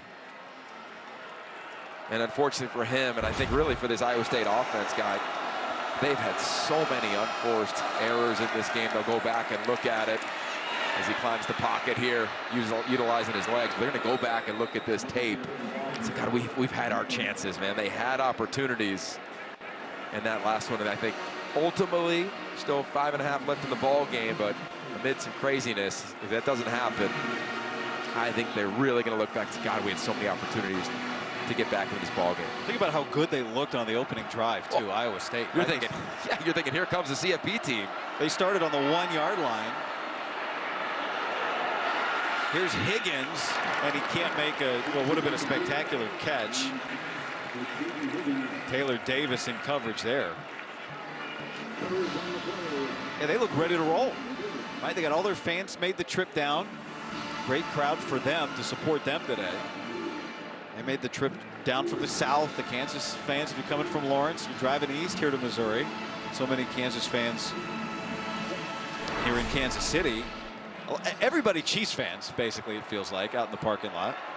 But when we drove in, you'll get Iowa State flags everywhere out in the tailgating area. Backed, throws this one away. He's out of the pocket, got it back to the line of scrimmage. Blake Harold with the pressure there.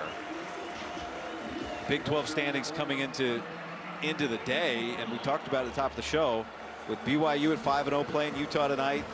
Iowa State and Colorado both at 4-1. The playoffs were already kind of underway in the Big 12. Colorado is leading Texas Tech right now. And BYU yet to play. 3rd down. Becht can't pull away, and he's brought down again. Caleb Taylor with the sack. It's the 3rd of the day for the Jayhawks defense. Look, it's easy to give the game ball to the offensive playmakers for KU, but I'm going to this defensive front guy. Watch the interior defensive linemen utilizing their hands, fully extended, eyes in the backfield, shed the block, and get to Rocco Becht. Caleb Taylor's done it, Dean Miller's done it, DJ Withers. I mean, so many guys in this cast of defensive linemen have had their way today, and they have just found ways to get into the backfield of Iowa State far too often. Short punt here will take an Iowa State bounce. An aggressive and dangerous recovery made by Trevor Wilson. 52-yard punt. Devin Neal has had a highlight reel type of day. He set a record last week, and he has set 3 this week. Career rushing yards, check. #1 in the Kansas record books. He got that on the first carry of the day. Career rushing touchdowns, check. And then also his 18th 100-yard game is a school record. 40th start. You referenced Lawrence High School, the Chesty Lions. He's so proud to be a part of not only Kansas football, but that community. And just imagine growing up there. You can hear the echoes of that stadium as a child. And now he is going to be the one that young kids talk about and say, hey, I'm Devin Neal in the backyard, trying to be like number 4. Yeah. Did you ever get an explanation from him on what a Chesty Lion is? No, I did not. The logo is something. Yeah. But we drove by the high school last night. We had to just check it out, and it looks like a very confident mascot, that's for sure. Well, and it's an easy award, right? The hardest working player, Devin Neal, sponsored by Liberty Mutual Insurance. Only pay for what you need. I think what's great is that in the world of college football, it's such a transient element, and every coach you talk to has a version of this line, which is we want to be transformational, not transactional. And he had an opportunity last year to find his way to the National Football League and play on a Sunday in a stadium like this. Lance Leipold and his family sat down and said, look, yes, you're right. That is there for you. But if you come back, you'll get your degree. If you come back, you could be a legend here. If you come back, it'll be forever cemented.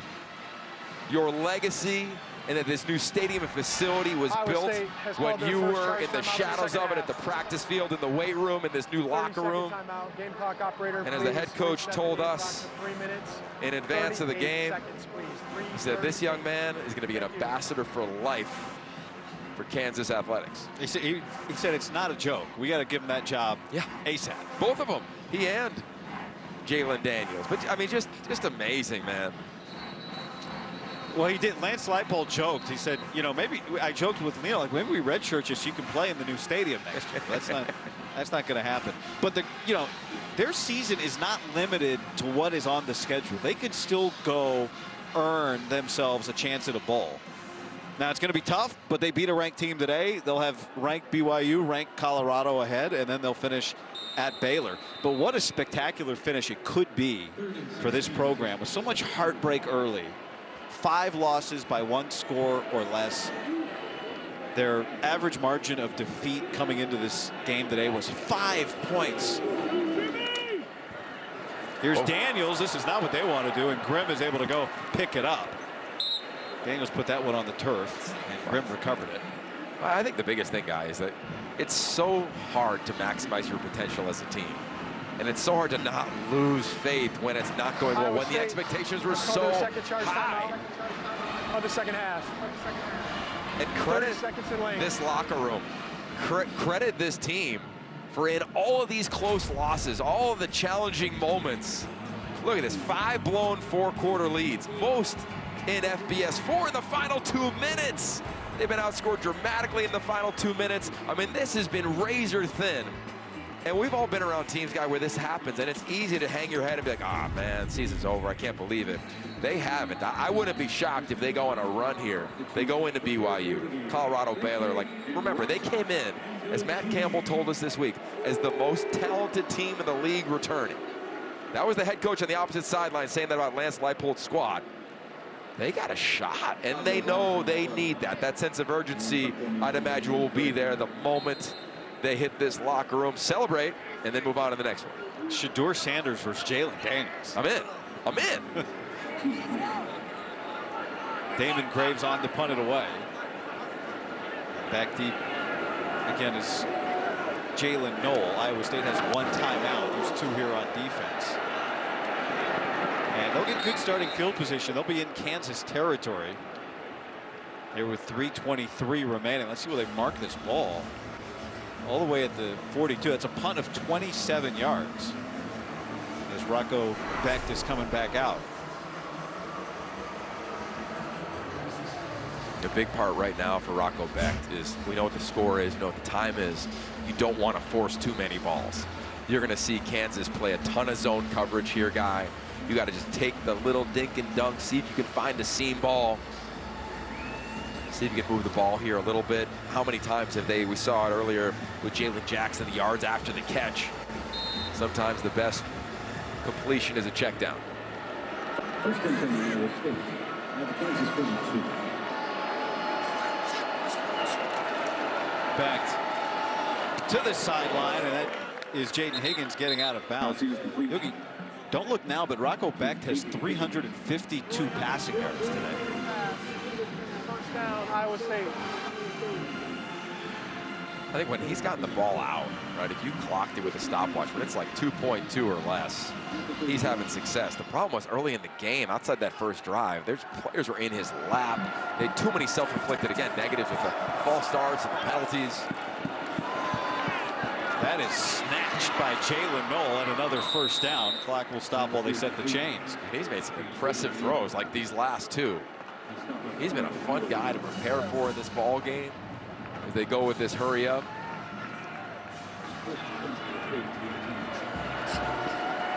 Becht not wasting any time to the end zone, and there is Knoll for the touchdown. Boom, boom, boom.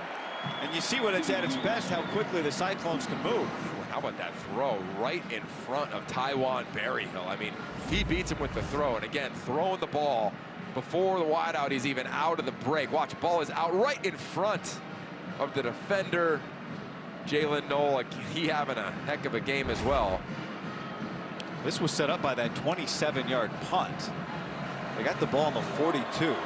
3 quick plays, and now they'll go for 2.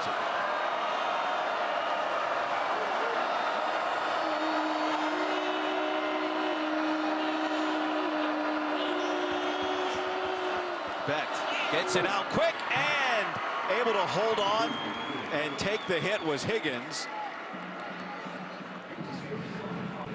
And they cut it to 9. So decisive on this drive. I mean, you could argue that was as decisive as Rocco Becht has been all game. Set up on the slant, really nice job. And again, the ball in front of Taylor Davis, the safety. I mean, there's 3 throws on this drive. Beautifully placed right in front of the defender for positive yardage, touchdown, or a 2-point play.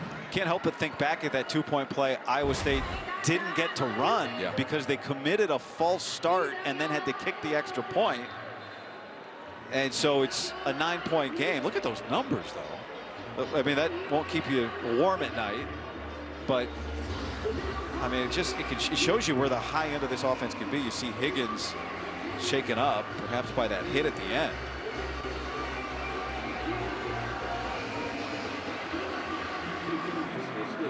And hands team on the field for the Kansas return group. This will be the first onside kick attempt for Iowa State this season.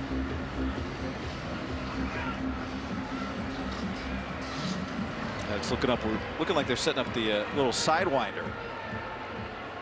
It'll be Gilbert, and that is covered up by Luke Grimm.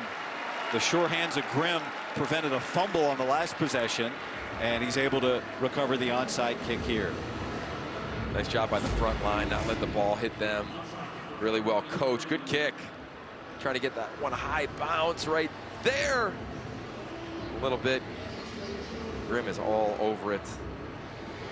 They definitely have a core on this team, right? Yeah, they do. Kansas. Think about Daniels, Devin Neal, Grimm, Cable, we saw it injured earlier on offense. Bryant and Dotson, the guys who've been around here on defense.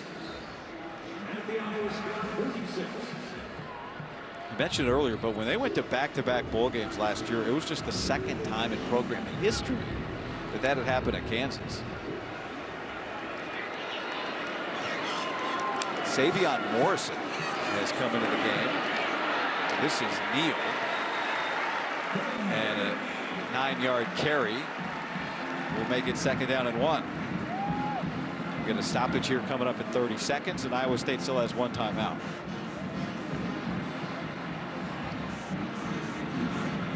It's a defense that gives up 15 points a game. Right? Iowa State has been fantastic under John Haycock. For the 6th straight year, they entered today as a top 3 scoring defense in the Big 12. This is unusual. And they really just today, I think, haven't had any pressure on quarterback Jalen Daniels. Haven't really been in the backfield. Going to try right now to see if they can create a turnover, something. With 2 minutes left in the ball game. We'll be back. This one's tight here at Arrowhead. Here at Arrowhead, as Kansas tries to finish off 17th ranked Iowa State. Nearly 300 passing yards, 238 on the ground, and a season high 533. I think the thing that stands out, obviously the yards are dramatic, but it was the amount of time Jalen Daniels had in the pocket to throw down the field. I mean, so many chunk plays today. Did a really nice job, and then when they had to run it with the triple option, QB lead, here we go, QB sneak for a 1st down. They've just followed him, and he has not. I mean, what, 1 negative play the whole day. You know, really impressive job by this trio led by Daniels. Of course, Devin is the real deal. Neal and Quentin Skinner was that man down the field. And coming into this game, guy, you're thinking Iowa State, ranked team, CFP, Big 12 championship aspirations.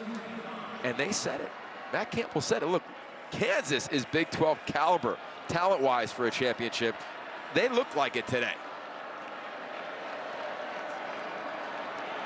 Their bull hopes remain alive as Kansas does something hadn't gotten to do a lot this year. The victory formation,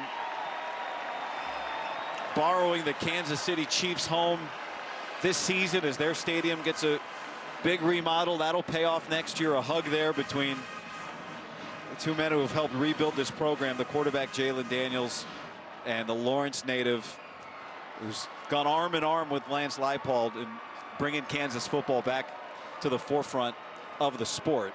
And he set a rushing record today. And they finally get the payoff for what they've believed they could do all season long. And the first question we asked the staff and players was, how is the locker room when you don't meet those expectations? When you don't exceed your own expectations? And they said, we're dialed. And this looked like a team behind that man right there and his counterpart, Devin Neal, led by that head coach, Lance Leipold. They looked dialed. They really did, man. It was impressive in so many ways, physically at the line of scrimmage, schematically, and the playmakers rose up on this stage against the 17th team in the nation. Yeah, final score will not tell the story of this game. Kansas fans, they believe their team can still do something special this year. Today, they do. A 3rd straight win over Iowa State for Lance Leipold, and the 2nd straight loss after starting 7-0 for Iowa State. What a day. The Stars showed up big. We had fun here. Hope you enjoyed it. For our producer, Eric Mandia, Derek Manning, our director, Yogi Roth, this is Guy Haberman saying thanks for watching, and we'll send you to Los Angeles and Mike Hill right now.